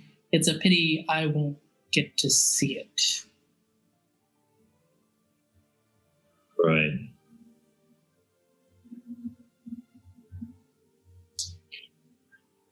But if we're successful, it's worth it. It is. But I'm pretty sure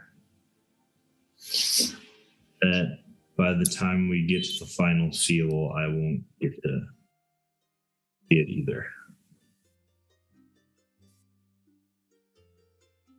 I mean, if I can get you there, you will. But I mean,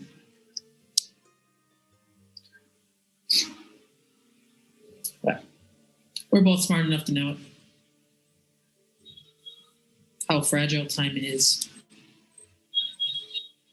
Yeah.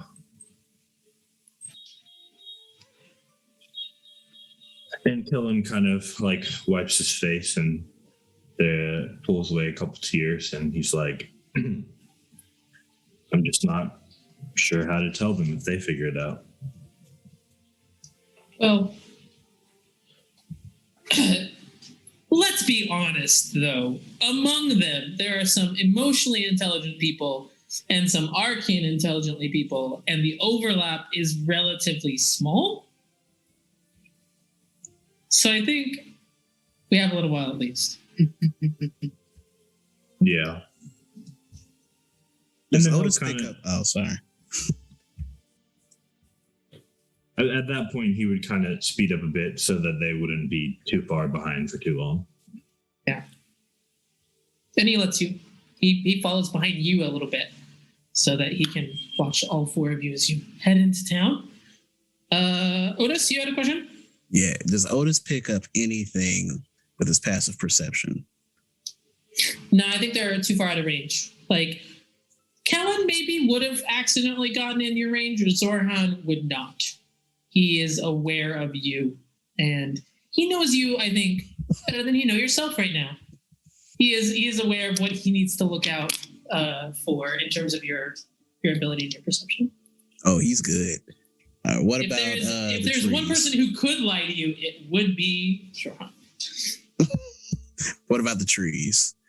Is he What seeing about any of the, like that hanging tree or any evidence of the trees turning evil as they encroach upon the city or anything like that? Make a nature check.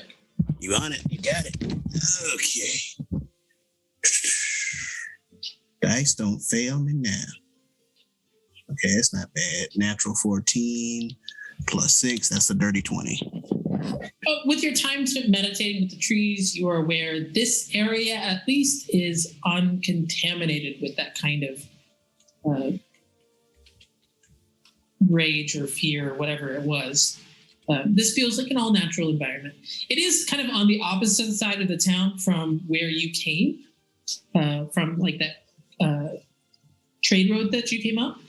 So it is further away from like that threat, I think, than the town is. And as we head into town, I think there's a very interesting juxtaposition between Callan and Shurhan's recent conversation and the happy and smiling and screaming children who are all running around, putting up their festive balloons, finishing up the stage. There's a little bit of music playing, spilling out of several different taverns as people are starting to get an advance on tomorrow's festivities. And it's a pretty good place to take a break as you head into where your inn is. Wow, man. What an episode. Okay. All right. Once again, thank you all so much for coming by to take a look at the stream. We always appreciate it. If you like what you see here and you would like to talk about the campaign, you can join us at our Discord. The link is currently in chat. We have a section for spoilers as well as non-spoilers, fan art, and so forth. And we would love to hear your thoughts about the campaign, especially now that time travel has been opened up. And we look forward to see you all soon within 10 to 15 minutes for the second half of Rivenwood Academy. So we're off from now.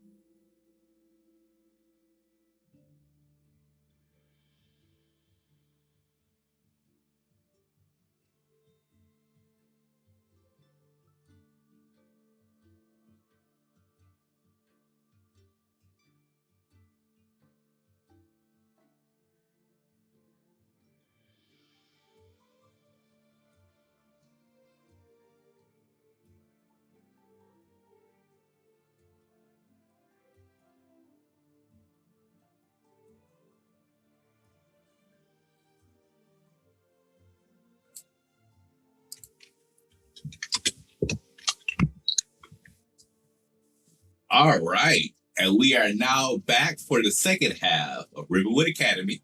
So with that said, Aaron, take it away. As you are walking down kind of Main Street here, Argis takes you over to the inn in which he purchased a few rooms. This is the Leopard Inn. Looks fairly nice on the inside. It's kind of deserted right now because everyone's out in the streets doing festival stuff and preparing. But like I did say, there are some people who have settled down and are starting to carouse right now as they're pre-gaming the festivities tomorrow. As you wander in, did you want any food or drink, or are you heading directly upstairs? You know Otis is going to try to eat. Micah will most likely head directly upstairs because he doesn't need to eat or anything. So he'll go to his room and get to go work on the drawing that he's been trying to push a lot of his time and effort into. Would there be any clerics in this city, DM? Cough, cough. I don't know how much you've seen. Make a... We'll call it perception. Make a perception check retroactively to see if, as you were running around, if you saw anything. Dirty 20. Nice. You did not see any temples built up here. You know that Dwellendorn is a less religious nation than many, although this being a trade route, there's lots of influence from the other nations around. So you didn't spot a temple as you were walking around, but you think if you asked around, you could probably find someone.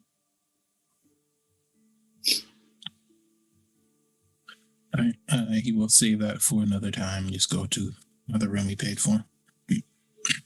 Just balling for no reason. Jorhan is going to stop by the bar and talk to the innkeeper. As he does, he turns and he looks at Otis and Colin is like, "Are you guys hungry?" You know the answer to that. Yeah. Colin? He hesitates and then says, sure. I mean, we could have something maybe brought up to a room. Speaking of, innkeeper, I need a room, please. And there's a bit of back and forth. This innkeeper's like, well, I just sold 3 of these rooms and I don't really got a whole bunch of space around here. So he's like, no. There must be something here. Please tell me and that's eventually, the with the broken card that we helped along the road. Oh my gosh, that would be a twist. Eventually, they settle on he way overpays and gets another room. So he spends 5 gold in order to get a room here. That makes sense though, because of the timing and everything. He can upsell them. Yeah.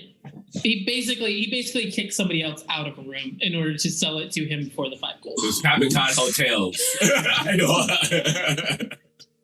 So you see a disgruntled woman who's leaving with a massive bag. It's like, I don't know. Oh my God. I paid for this room and I don't understand. And they kind of take her out and then take the key from her and immediately hand it over to Jorhan, who's like, okay, cool. Thanks. Is there anything of note about this lady in this bag? I just want to ask. I'd make a perception check. On it. Let's see what we get. And then you know about my ability as a half-orc variant. I get to add a D4. Nice. Oh, nice. So the 2 combined are 19. And let me add, what is that for purpose? Yeah, plus 8. That's 27. Things that are notable about her. 1, she is a half-orc. 2, there is, among the nomadic kind of orc and half-orc tribes that kind of come through this area, a lot of people don't settle down, but there are kind of houses that are known spots that you can settle in. And different regions kind of have different, what would you call that?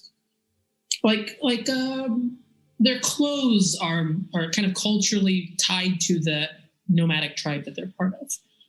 Okay, so it's a feudal nomadic kind of system. Everybody kind of has their clan and they... Yeah, as you remember, Dulindorn below is very different, but Dulindorn above is there are very few actual towns.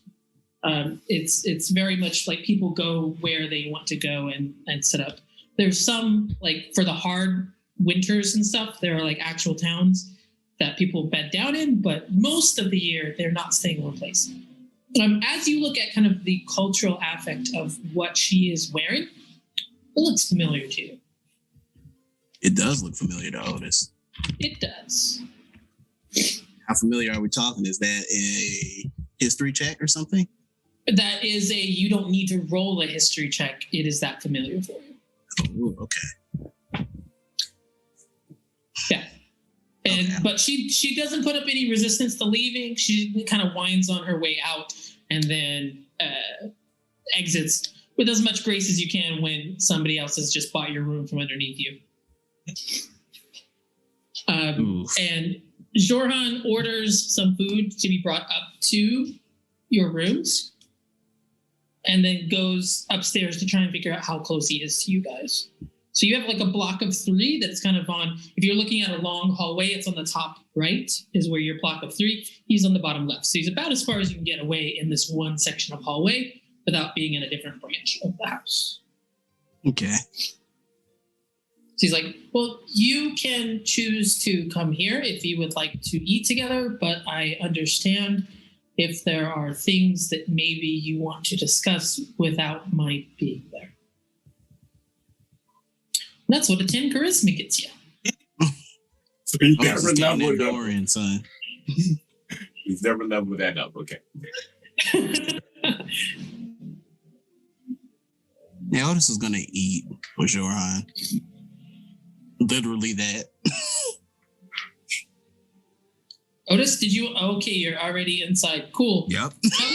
Did you want to come in? Cullen's watching Micah. Micah headed up a little bit ahead of you, so I'm not sure if you're already in a room or if you're in a hallway. Argus is still with us, right? Where is Argus? I don't know. No, because we're back into the room. Who's sharing rooms? You got 3 rooms and 6 people.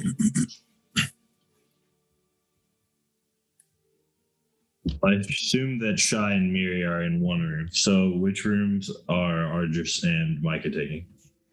Mm-hmm. The same one? Yeah, I get for most I did say one since they don't sleep. That's true. Team no sleep in one room. Yep. Team no sleep. Okay. Then Kellen would just leave them be and go with Argus and Jorhan. Otis is wrong. Mm.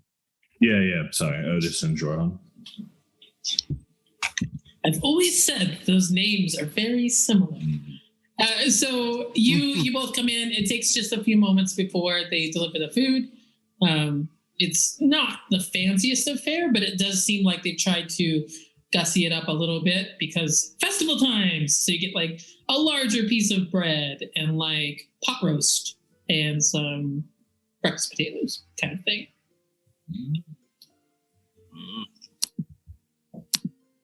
You know Otis is going in, but he's gonna talk with his mouth full because he's rude. Yes, Otis, I hope you are enjoying your food. Otis nods and he's like, questions. I am shocked. I'm sure there are many questions to be answered. Where's You my will bird? choke if you keep doing that. You absolutely will choke. If you could just swallow first. I'm That would be doing great. a what?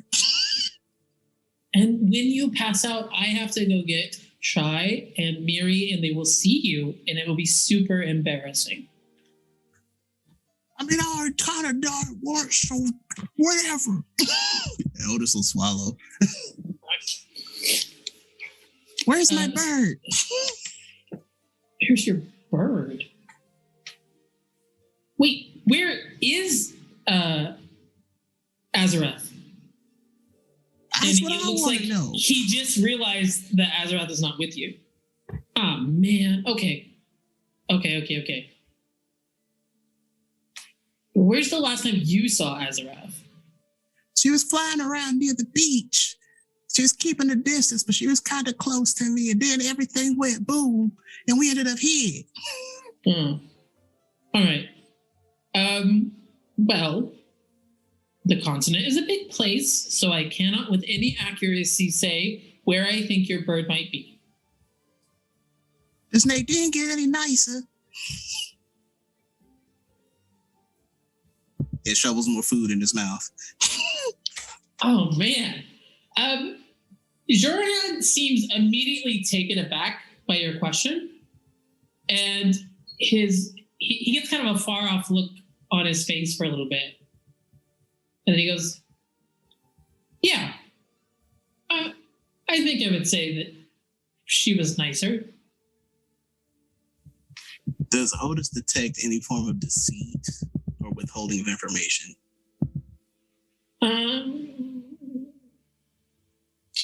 What's your passive insight? Is this different from passive perception, or is it just like the same calculation? So what's your plus for insight? My plus for insight is +8. Okay, so your passive insight is 18. It's also 18. Okay.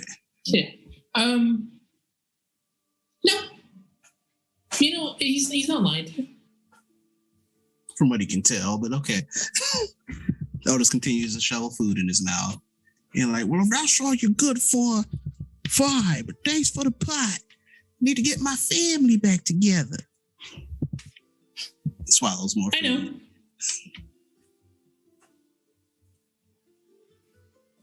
That's it from Otis for now. Till he finishes eating. Jorhan just says, I know, and then turns to Kellen and starts to talk to him. Is like, so I guess the dagger was helpful. That's good. Yeah, it should be, hopefully. It was a lot harder to get the first time, just for the record. I believe you.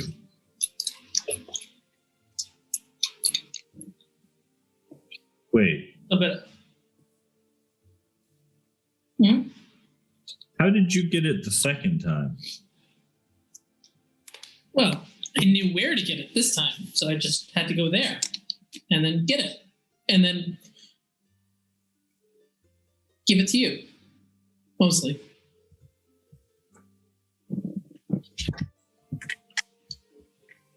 Oh no, I'm so confused. Honestly, same.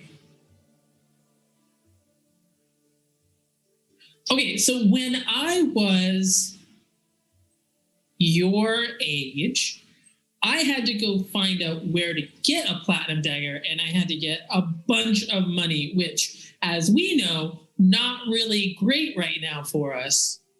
So it took a lot of favors and promising to do things and collecting stuff from this. It took me a long time before I had enough money, and then I had to go get it, which was a bit of a journey. But this time I knew where to go and I had the money, so that was pretty easy.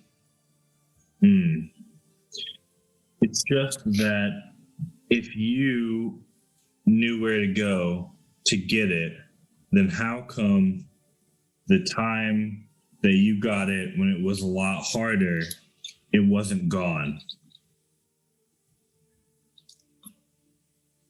Because you would have already come back to get it, to give it to me. Yeah, that's also true. But you have to consider I guess we're going to call it a timeline. In my timeline, the Academy never exploded. So pretty much everything after this has been not the same. Oh, man, I've had a lot going on. He reaches into his bag and pulls out the box that was given to him. Oh, yes! And I am sets it so happy you have that. to get Jorhan's reaction. And then cocks his head to the side, kind of confused that the reaction was that intense. I had no idea where that ended up. It is excellent that you have it. With them? Yeah. Well, okay, so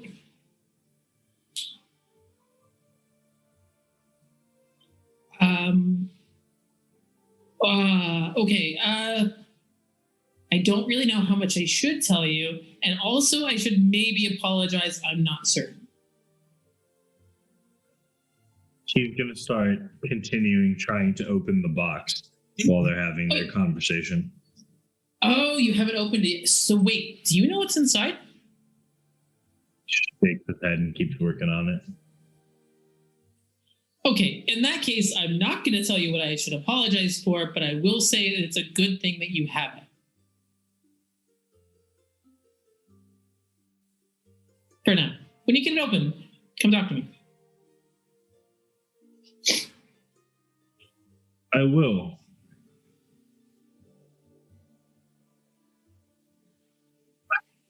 All this thinking is making my food taste bad. I'm very curious what I'm going to find here. Something very useful. I would imagine that, given who it originated from. And he's just got this puzzled look on his face while he continues trying to work on opening it. Go ahead and roll me a proficiency with thieves' tools to see how you do. So it'd be Dex plus proficiency.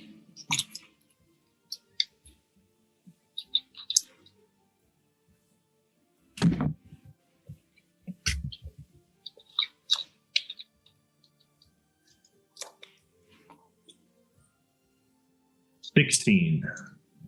Well, not bad. It's probably a little bit nerve-wracking to have your older self watching you do this, but like you compartmentalize a little bit, and eventually the puzzle itself kind of takes your interest. Until Jorhan starts like getting a little bit closer so he can watch you, and you're like, "All right, dude, come on, back off a bit." But he seems really, really interested. You do get the first lock pops open. So as we've described before, there are 4 exterior locks on the outside of the box that will have to all be disengaged in order for the 2 halves basically to come off. You don't know what's inside of that, like if there's more lock or if it's just the 4 and you're done. Yeah. Otis, you have high perception and insight. I think you would notice as Kellen's working on it, Jorhan has his hands kind of clenched together, like he's trying to stop himself from reaching over and working on it as well. Otis will probably take note of that, but then not really say anything. All right. But he will probably get up and leave the room at this point. Guys, just talking about formulas and figures. Yep. Wait, Otis. Why? You want to tell me a little bit more about your family? Ooh. Aaron, what did you do? Jordan immediately takes a step back. And is like, I could be elsewhere if you want. Otis is gonna narrow his eyes. You're like, why do you want to know? Well, you just mentioned that you needed to get your family back together, so I thought I'd ask you more about them. I was always so busy with classes during school, I guess I never really asked. Well, if you're talking about the family I'm trying to bring back together, that's me, my bird Raph, and maybe I might add Drogan and Elliot and something else, but I don't know how that's gonna go exactly. And you can see at the end something else. He's looking particularly flustered, which is unusual for Otis. Well, how did you meet the bird? Ooh, that's a good question. Well, when I was living on the street, I almost died. Saw a bird. Yeah, this is Otis. Saw a bird. It almost died. Took pity on it. Brought it in. Ended up being rad. Healed it. Became best friends. Kind of nods. I can see how something like that would definitely bring you guys together. She's been with me through almost everything. Well, we're gonna find Micah's mom, but we'll find your bird too. Otis nods. And then he's gonna hesitate. I'm gonna roll a shadow D20 if that's okay. Absolutely. Do it. A shadow D20? Yeah, Yeah, just to see. He's deciding something behind the scenes to figure out which path he takes. Oh, gotcha. He's gonna hesitate and then he's gonna turn around. He's gonna be like, okay, look. And he's gonna level with you. And then he's gonna look at Johan because Otis is gonna assume that Johan probably knows, considering even though it's an alternate timeline, maybe things haven't changed so much. He'll be like, if you hear anything from anybody by the name of Rude, don't listen to him. Okay. And then Otis will leave the room.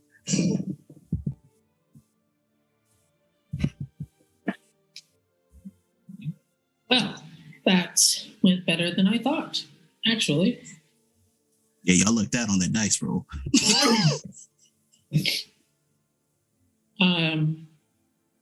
Good instinct, though, I think. Yeah. I'm not entirely sure what possessed me to do it. I guess I finished the walk and I started thinking about it. And honestly, I can't really remember the last time it was just me and Otis. I mean, you're here, but me and Otis. Sure. And I just get the sense that maybe because of the way that he speaks, people don't listen to him too often. And I thought maybe it was worth doing so for a change. Yeah. It's so weird seeing you all so young. How do you mean? You all change a lot. A lot of life happens, Yeah.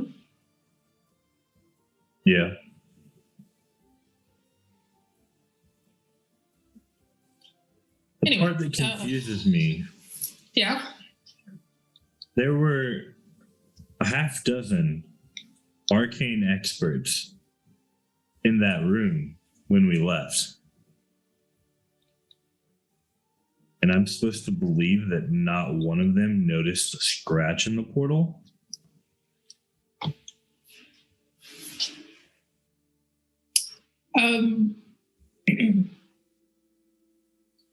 I think your instincts are my instincts on this one.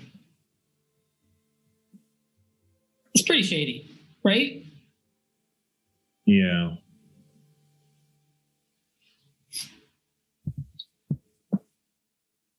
I only got to go on the academy grounds the once.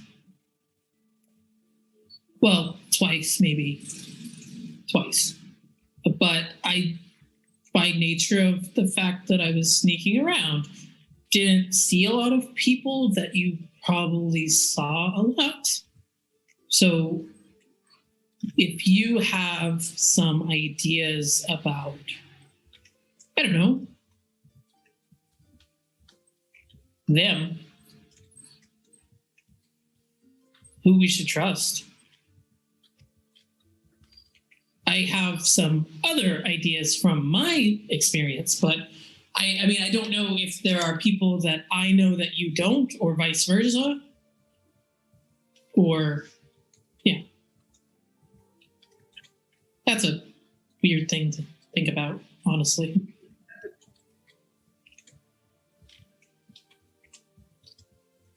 Well, I hate to say it, but I really only trust a couple of the teachers at the moment. Bim, because they gave me this box and you reacted to it positively. And, well, and whoever didn't make it, because I'm guessing they're not guilty. Ah. Yeah, I didn't get to hang around a lot. I showed up after most everyone had cleared out. At least the students were all gone. That's why it took me so long to find you guys. It's particularly hard to find you right now, and you're the one I know the best. So, yeah. Yeah. Must be kind of hard to figure out what you would do if everything was different. Yeah, it's a weird kind of intellectual exercise, right? Where you're like, I'm pretty sure I know who I am, but how much of who I am is built upon what I've done, and how much is just part of me. Well, yeah, I hope you know that I mean no disrespect with the awkwardness of this, because we both know I've never been super great at this stuff, but I kind of need some time to process. I think maybe I should just go rest for today. Yeah. No, that's more than fair. Hey, Kellen. Man, it's weird to say that. Where's Loom on your list?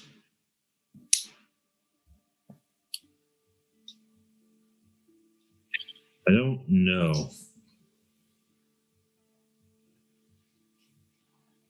All right. Maybe cool.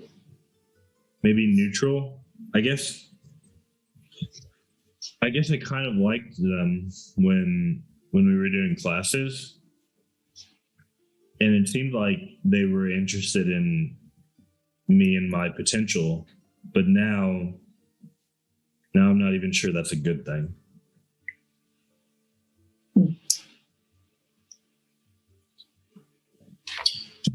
Anyone on the definitely do not trust side of things? Just maybe people could be someone I don't even know about. I don't know. This is a question where I ask the DM something that Kellen would remember with his keen mind feature that the player, unfortunately, at this time does not. Who was the teacher that was right there that ushered us into being first through the portal? Okay, the people on the beach, there was Loom, Drogon, Bim, Elliot. Not Elliot, Drogon.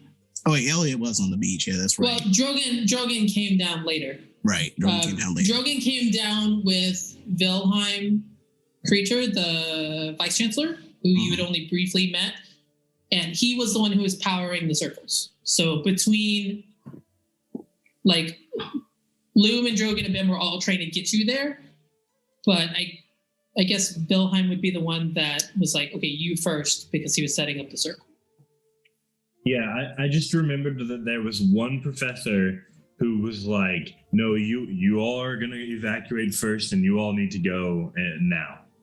Oh, yeah, no. Yeah, because Micah, that's right, because Micah was trying to say he was going to wait. It was Wilhelm, the Vice Chancellor, who was being like, no, you can't go. Then Kellen would respond, Wilhelm. Who? The Vice Chancellor?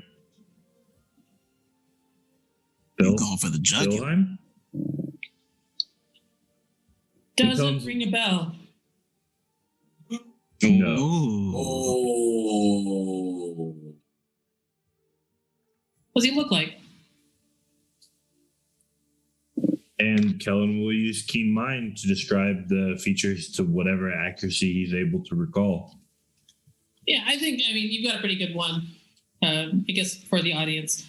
Tall, very youthful, pale skin, kind of rakish, short cropped hair, wearing a charcoal gray and black suit with a red shirt and a dark black tie. You've basically only seen him now 3 times. He was in the classroom when he kind of blew off teaching you abjuration. You overheard his conversation with Loom about the missing sophomore. And you saw him as you were exiting as you were getting on the portal to be evacuated. That's pretty much the only times you've ever seen him, even at the school functions and stuff.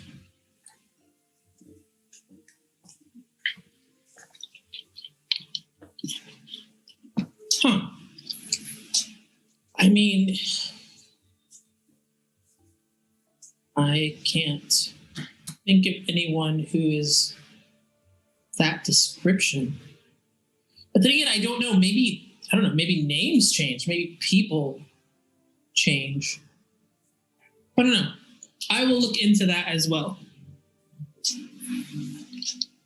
I mean, whatever I can do. I guess last I heard, the students who were not this party had all successfully made it to the evacuation points, but we're planning to head to their Antamiel to the Hall of Mages to kind of start rebuilding the school or deciding what's next. I mean, I don't know if they're going to, I don't know. I mean, magic's a thing. They could rebuild Rivenwood back where it was, probably. I don't know what the decision will be on that. How safe is the Hall of Mages? I mean, my timeline? Their Antamiel is occasionally really isolationist, but we're pretty good allies. I'm mad. I figured out something, but it'd be metagaming. Hit me in the DMs, because I just want to know everything you know. Well, it's not what I know. It's what I would like to happen. Well, then definitely. Are you ever going to stop by and visit Pyrea again?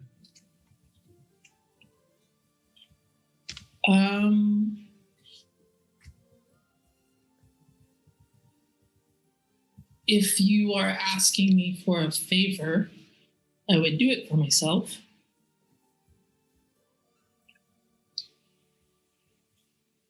I'm just thinking They're on the maybe, road right now. I'm just thinking maybe it's better. Because, okay, question for the storyteller again. Argus seemed to trust the Hall of Mages, right? That's like his homeland, isn't it? Yeah. So then Kellen would say, I think maybe it would be a good thing if once they make it to the Hall of Mages, they don't leave that area.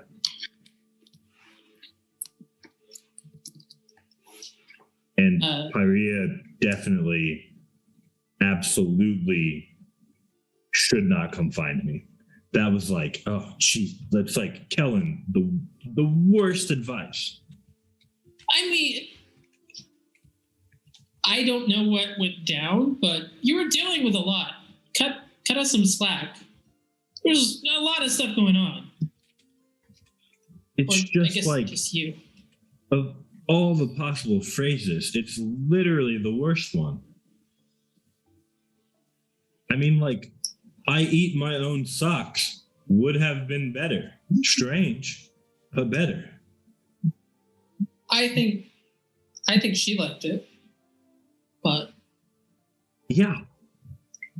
But if she follows my advice, She's probably going to get attacked by that crazy tree in the woods. Speaking of that, do you know anything about that?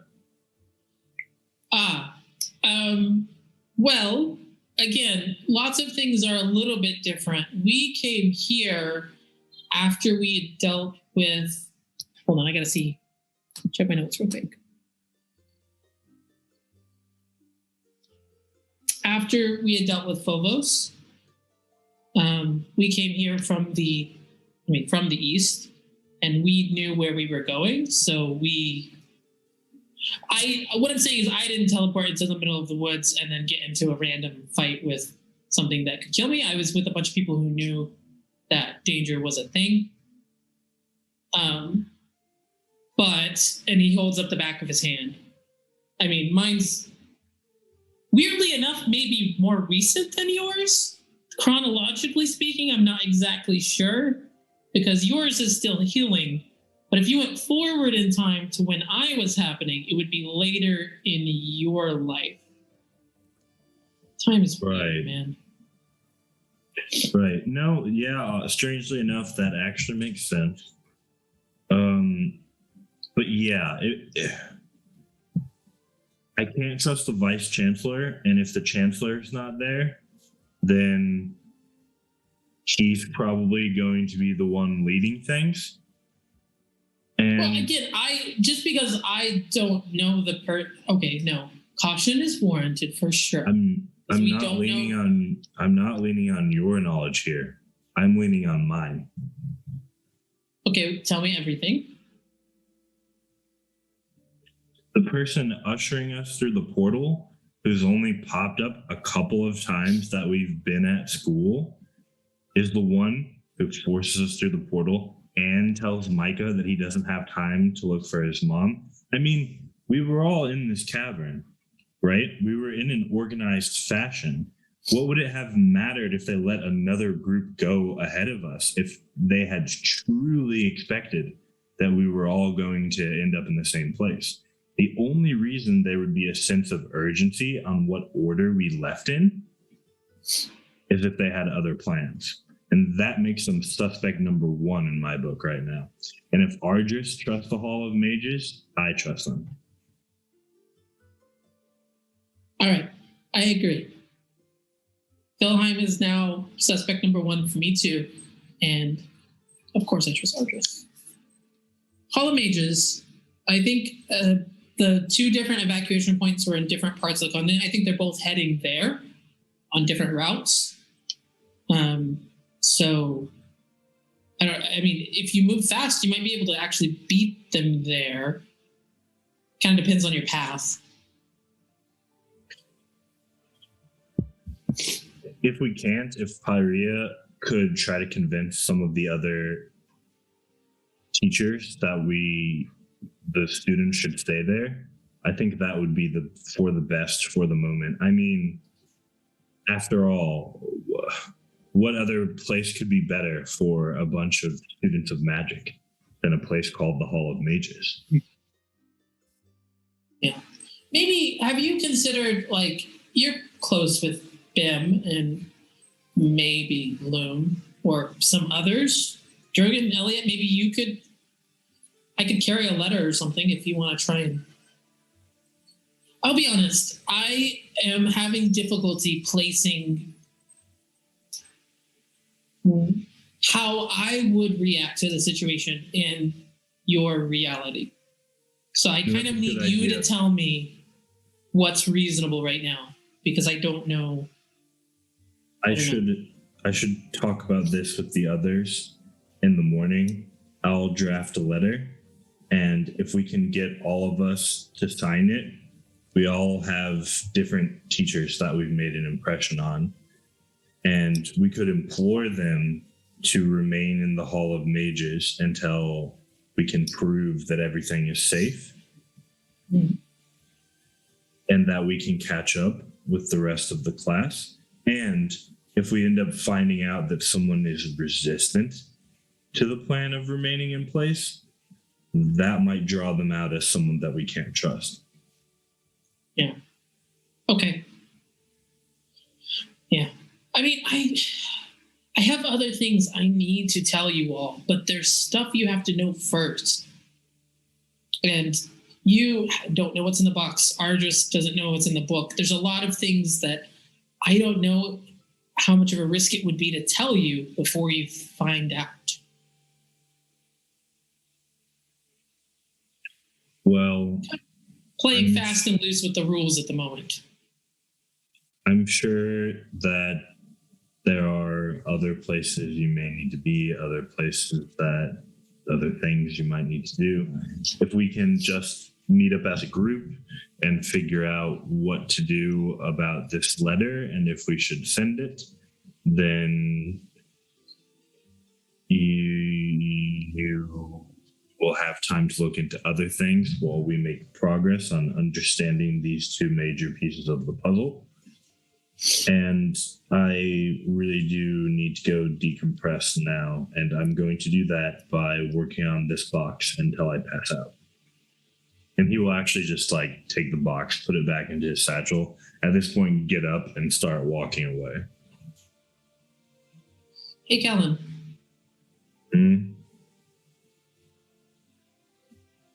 It really is worth it either way.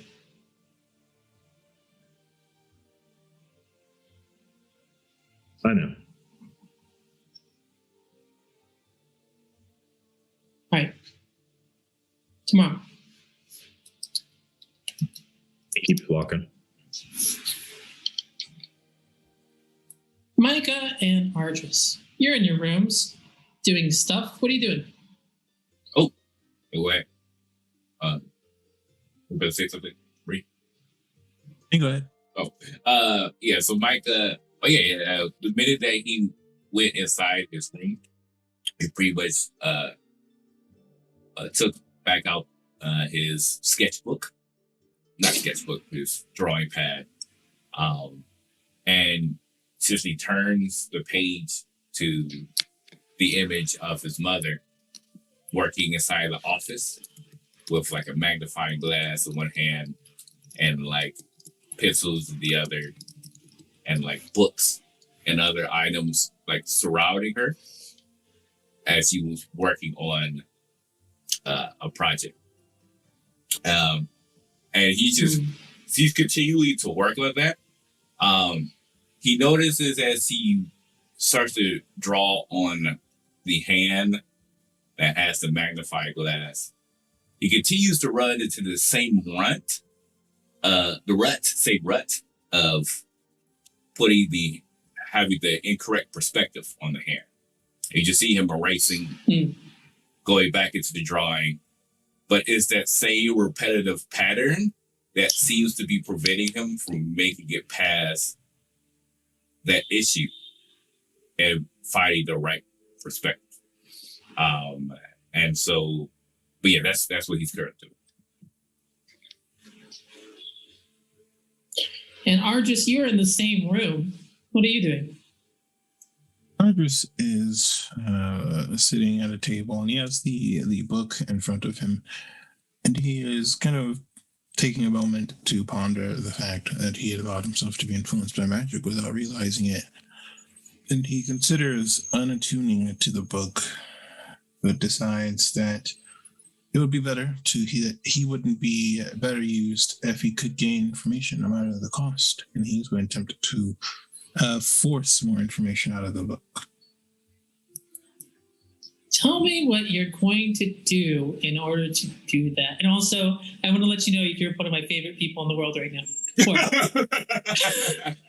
That's ominous. He will basically try and open it to that blank page, and he is going to relax himself and basically slowly remove the kind of natural protections he would have trained himself to kind of resist magic, and just basically allow the influence of the book to basically let it kind of do what it's going to do. Interesting. Let me think. So you open the book, you go past the diagrams. There is a piece of paper that previously had been covered with a bunch of ink that said Phobos over and over and over. And then in the green it said the seals must be, I forget exactly how I said that. The seals must not fall. But it is currently blank. There's no ink on it. And you open it up and you kind of open your mind to the magic possibilities. And as you do, for the first time, you see the writing as it is appearing. Every other time has been after you've closed the book and come back to it later and you've opened it and there's already writing there. And this time you see, and it looks as though someone is writing. And as they write two different words. The first one is, what languages do you speak again? Do I have? Maybe it's just Common and Elvish. No, I should have two more. I know Common and Elvish. I'll have to check what the other two are at different times because I don't have it listed here. Cool. The first one, as it's written, you don't recognize the word, but you get the impression that it is like Orcish. And the second one, as it is written, it looks like a very, very old common. And it basically says, hail, like hail and well met. Mm-hmm. And then as you're looking at it, you see this kind of magic ripple come over the book, and you can read the first one now. It kind of waves in your mind, and even though it hasn't changed on the page, in your brain, looking at it, you say, this says hello.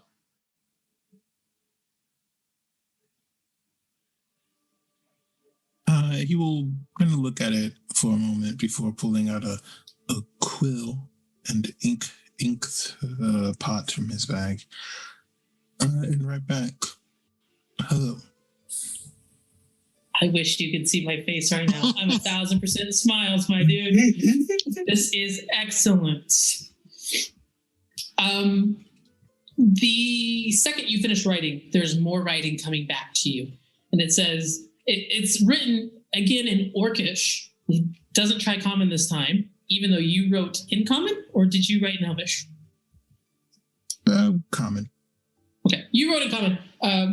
The writing comes to you in Orcish, but again, as you're looking at it, it kind of ripples through, and you see the word finally.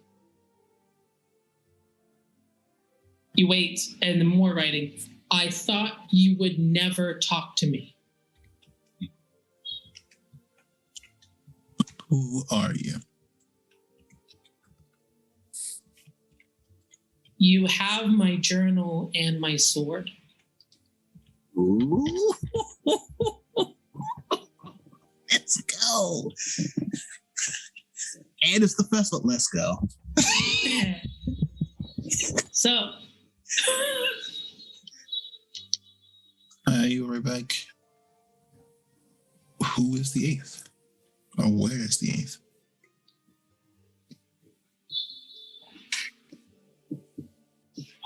hold on. Did the journal ever talk to you about the eighth? The journal never did, right? It was just the lady and the divine person. Mm-hmm. Yeah. It writes back, there is no eighth.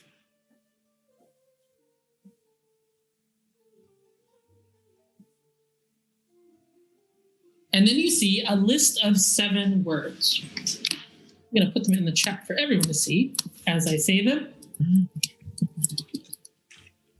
Phobos, Thymos, Penthos, Delos, Limos, Zelavos, and Apognos. Ooh, wee. Thanks for writing that out, too. And you watch as a cross-out mark goes over Phobos. My Greek isn't as good as it used to be, dog. Ha! That's so cruel. I can guess some of them, but I don't know all of them, dog. This. Okay. I told you you're working with ancient roots from languages you know. In our world, that's Greek. You know it. There's some Greek, there's some Latin. It's all good.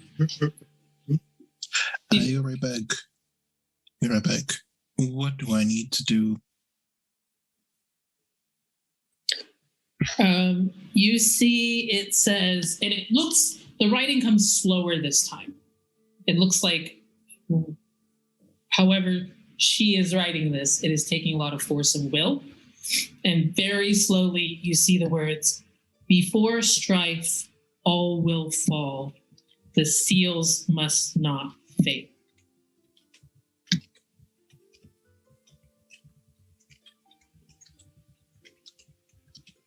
And now he will take a moment and look behind him to make sure that no one was looking. And then he'll write back, why me?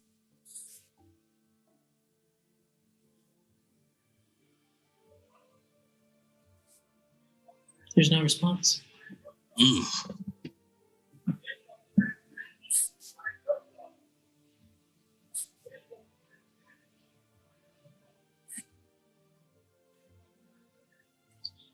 And as you're watching ever so slowly, everything that has been written in her hand begins to fade.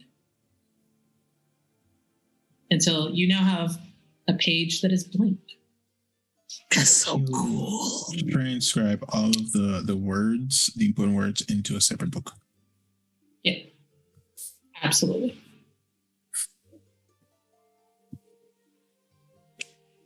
And you'll close the book for now. I do need to make a quick correction for Kellen and Jorhan's conversation. You asked about the tree, like when he faced the gallows tree. And I said it was the second one. I was wrong. It was the fourth one. He's fought 4 gallows trees. It's time to stop. And then he's just gonna sit there and look at it for a while.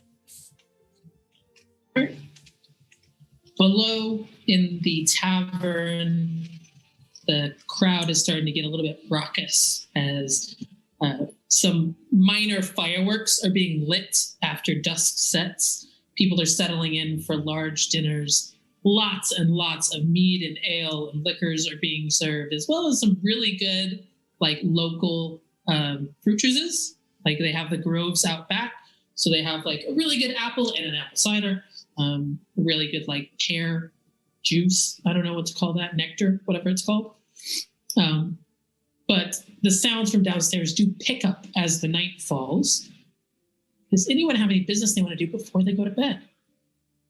Otis is busting that door down to talk to Micah. Yeah, you see Micah still working on his drawing. But yeah, you'd be working that the entire night. So I guess when you walk through the door, you just kind of looks up. Oh, hello. Well, you notice Otis doesn't close the distance, whereas he used to. And he goes, all right, kid. I think we need to talk about something, because it's been bothering me. Okay. Shadow rolling. Let's see how forthcoming he's going to be. Very. You lucked out, Kira. You lucked out, dog. I swear. He's like, okay, kid, the truth is, it scared me, okay? Back at school when we did the thing, and we was in the arena, the dungeon, and you burned me with the fireball.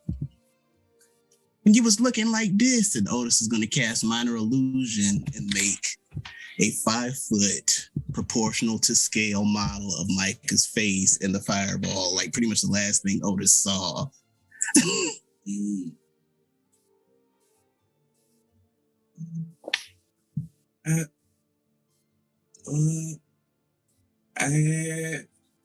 I'm sorry. It was not me. Something gave me emotions, anger. I don't like emotions. It makes me different. Well, first of all, kid, he's gonna be like, I know it's not your fault. I saw what they was doing. That's why I tried to kick that board they was using to control things. Didn't work. Stop my toe. Anyway. And then he's gonna be like, well, you reminded me of this guy here. And he's gonna create another 5-foot to scale image using minor illusion to replace the one of Micah. And Aaron, you are familiar with what he's making or whom he's making. Absolutely. A certain person in Otis's past. And he is a rather large-looking gentleman, probably about 6'4", very muscular, and has a particularly deranged look in his eyes, and is carrying a torch and a knife.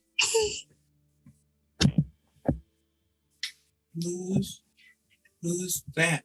Don't forget his race. You said you created an image. You want to keep secrets, you can't make pictures, my dude. Man, it's true. What did I say he was? Did I say he was human? Did I write that? I I forget which way you went for it, actually. Yeah, I don't think I ever wrote his race down. If we did, we can retcon it and just say what you want it to be. He's human.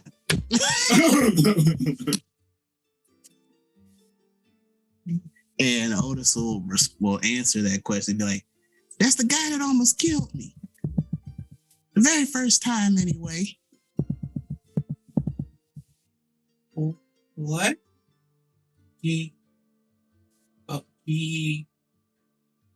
Why? Kid, if I knew the answer to that, I wouldn't have had to beat him. And for once, Otis is going to do something you've never seen him do. He is going to take off his head. Well, what's up there? Well, big dog, is going to be something that's quite familiar to Micah. Otis also has burn marks. But all right, to clarify for everyone. Oh, wow, and Hunter's Entertainment shows. Oh, what the? Thanks for the Floors being dropped. Thanks. We love y'all. Thanks for the raid. But yeah, up until this point, everybody has noticed that Otis does not really take off the clothes that he's publicly never taken off his clothes for everyone to really see what he looks like completely. But upon him taking off the head, whereas Micah has burns on one side, Otis has burn marks and irritated skin all over his body.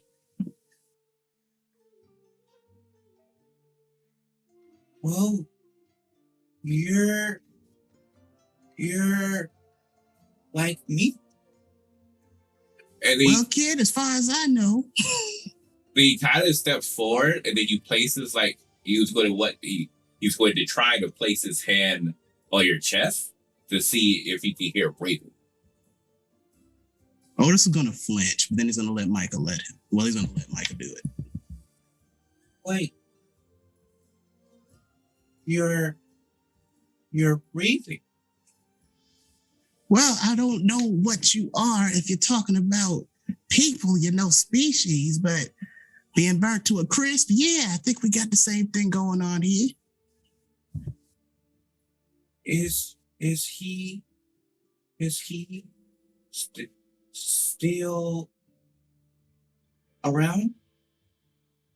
Otis gets a very serious look on his face and goes, no.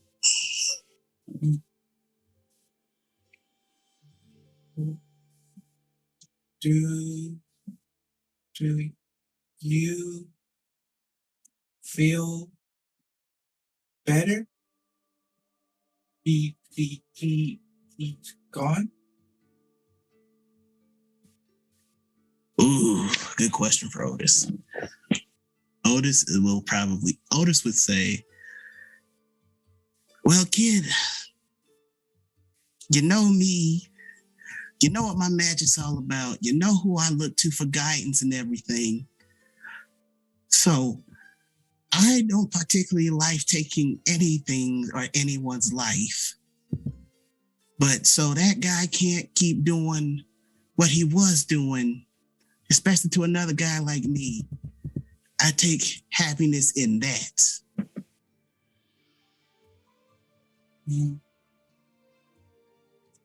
I'm glad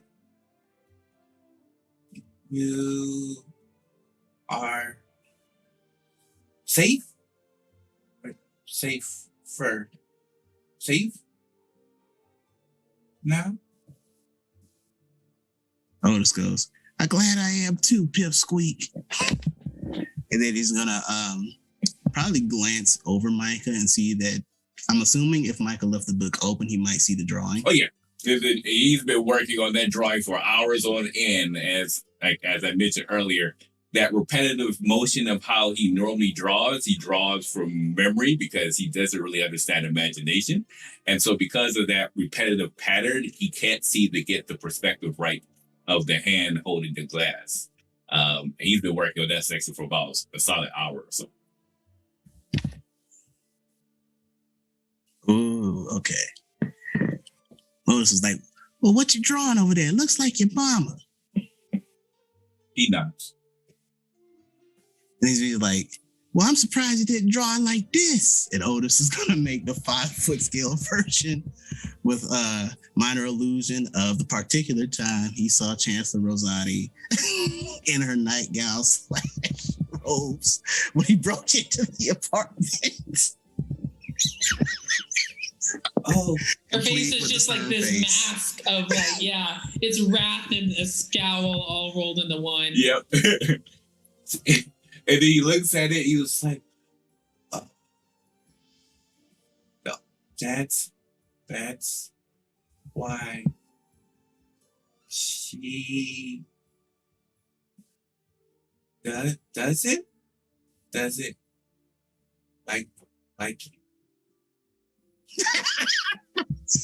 Otis nods. He'd be like, well, she let me stay at the school thanks to Drogan, so I guess she's coming around.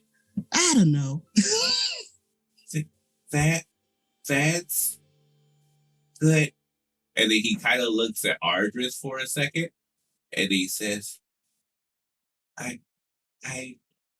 thought she was going to take me away from you all.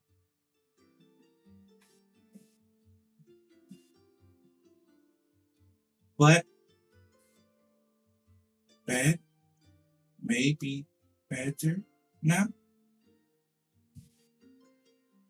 Well, kid, did you want that? Me? Yeah, you.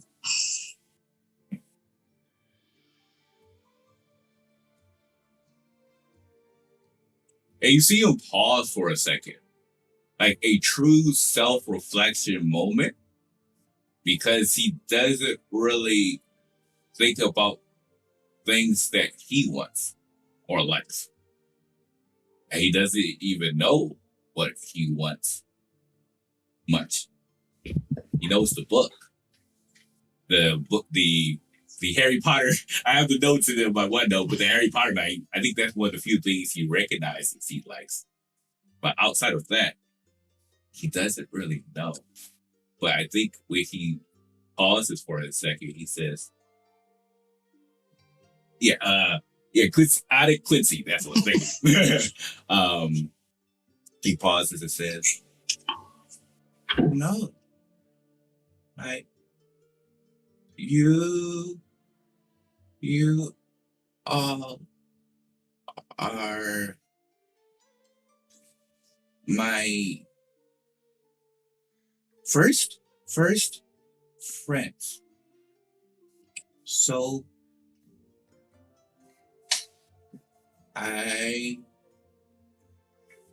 what want to say? Stay. For the first, well, you're going to see Otis have just an unashamed, undisguised grin on his face. Because unbeknownst to little Micah, Otis is pleased to see Micah doing what he wants, saying what he wants.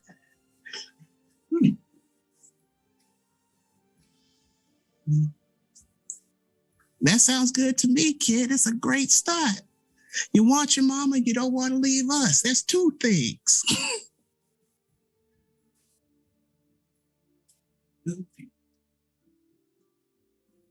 Well, a kind of like, again, a huge self-reflection moment as he starts to uncover, like, that's what it's what to like and what things. Then he pauses and looks at the group and he says, I want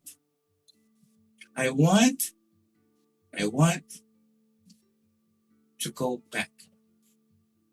Find mother. I want. You hear that, Audris? Micah wants. I want.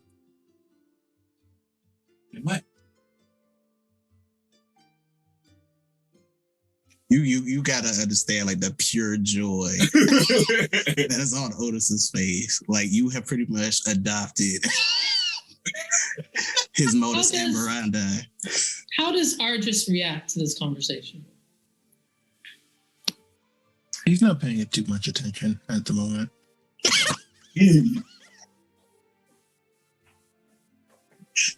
I love it here. So, what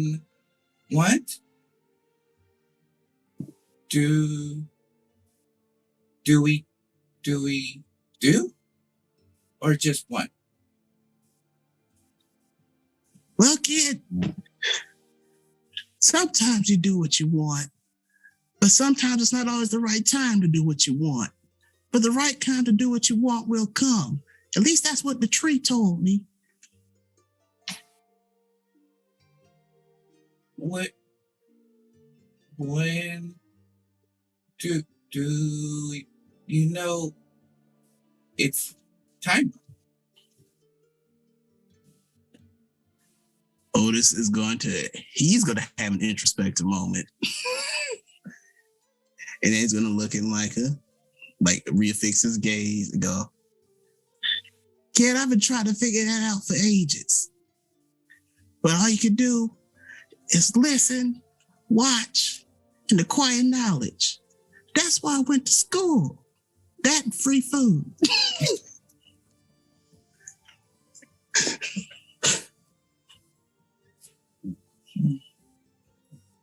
Listen. And then you're going to see Otis kind of hesitantly, you will note that it is hesitantly, put his hand on Micah's shoulder.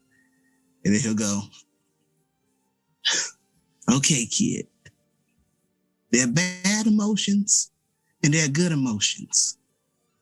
But good emotions aren't always bad and bad emotions aren't always good. You understand? No.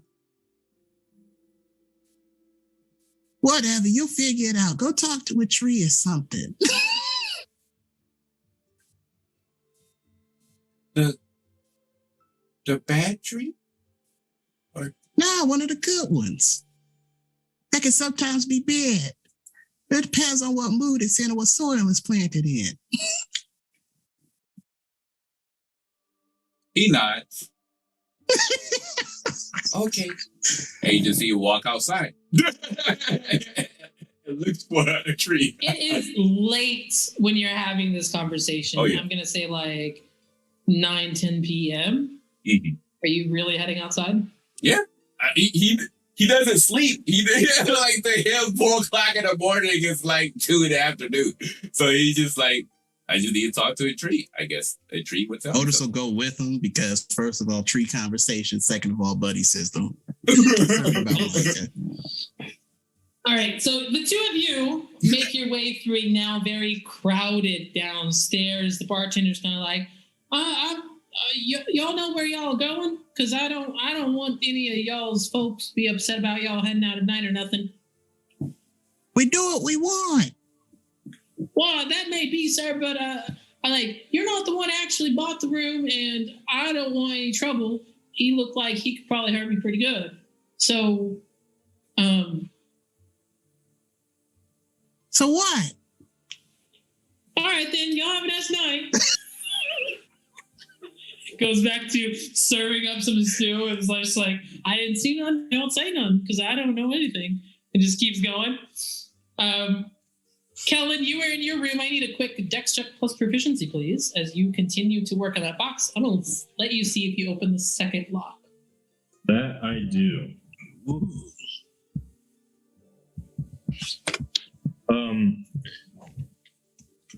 I'm going to attempt a chronal shift as I work through it. Wonderful. I need you to roll me a D100. Go ahead and do that for me real quick. Ooh. I did not do it earlier because I was very close to Jorhan. I'm aware of what I'm doing as a player, but Kellen thought like it's probably fine. Kellen would be fine.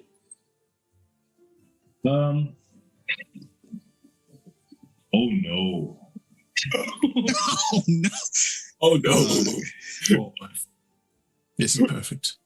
Beautiful. It is Good one. high. Is high good or bad? You don't know.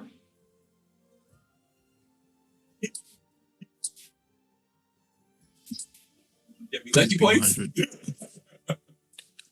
8. I wish. 8? 8. On a D100. Wow. Ooh. That's divine intervention right there. Yeah.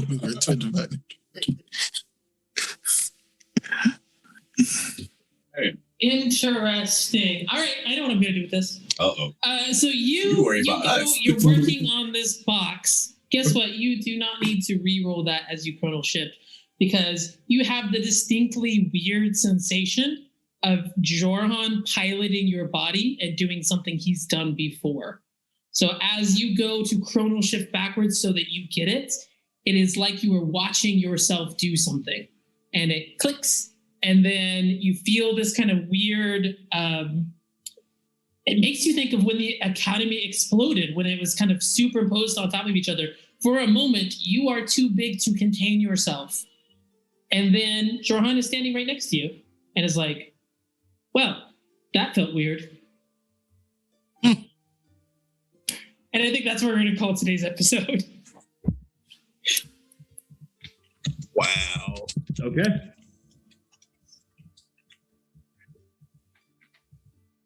Wow. What an episode. The time shenanigans. Thank you all so much for coming by. We definitely appreciate it.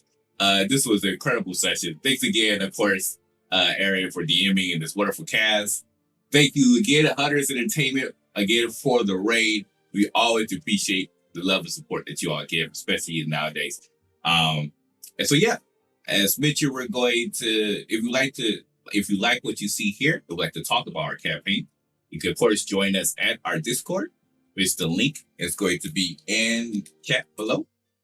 As mentioned, we have a spoiler as well as a non-spoiler section that we love to talk to you all about the campaign and see what you all of your theories are about what's currently happening, all of the nuggets and all of the time shenanigans that's happening. Because I'll be honest, I'm 85% confused. Okay, we got you. But nevertheless, of course, thank you all so much. We won't, of course, we will not have Lords of Fate Room this Saturday, but we will be having it back again next week. But we will be back next week for our next episode of Rivenwood Academy. So with that, farewell for now. Peace out, y'all. Bye.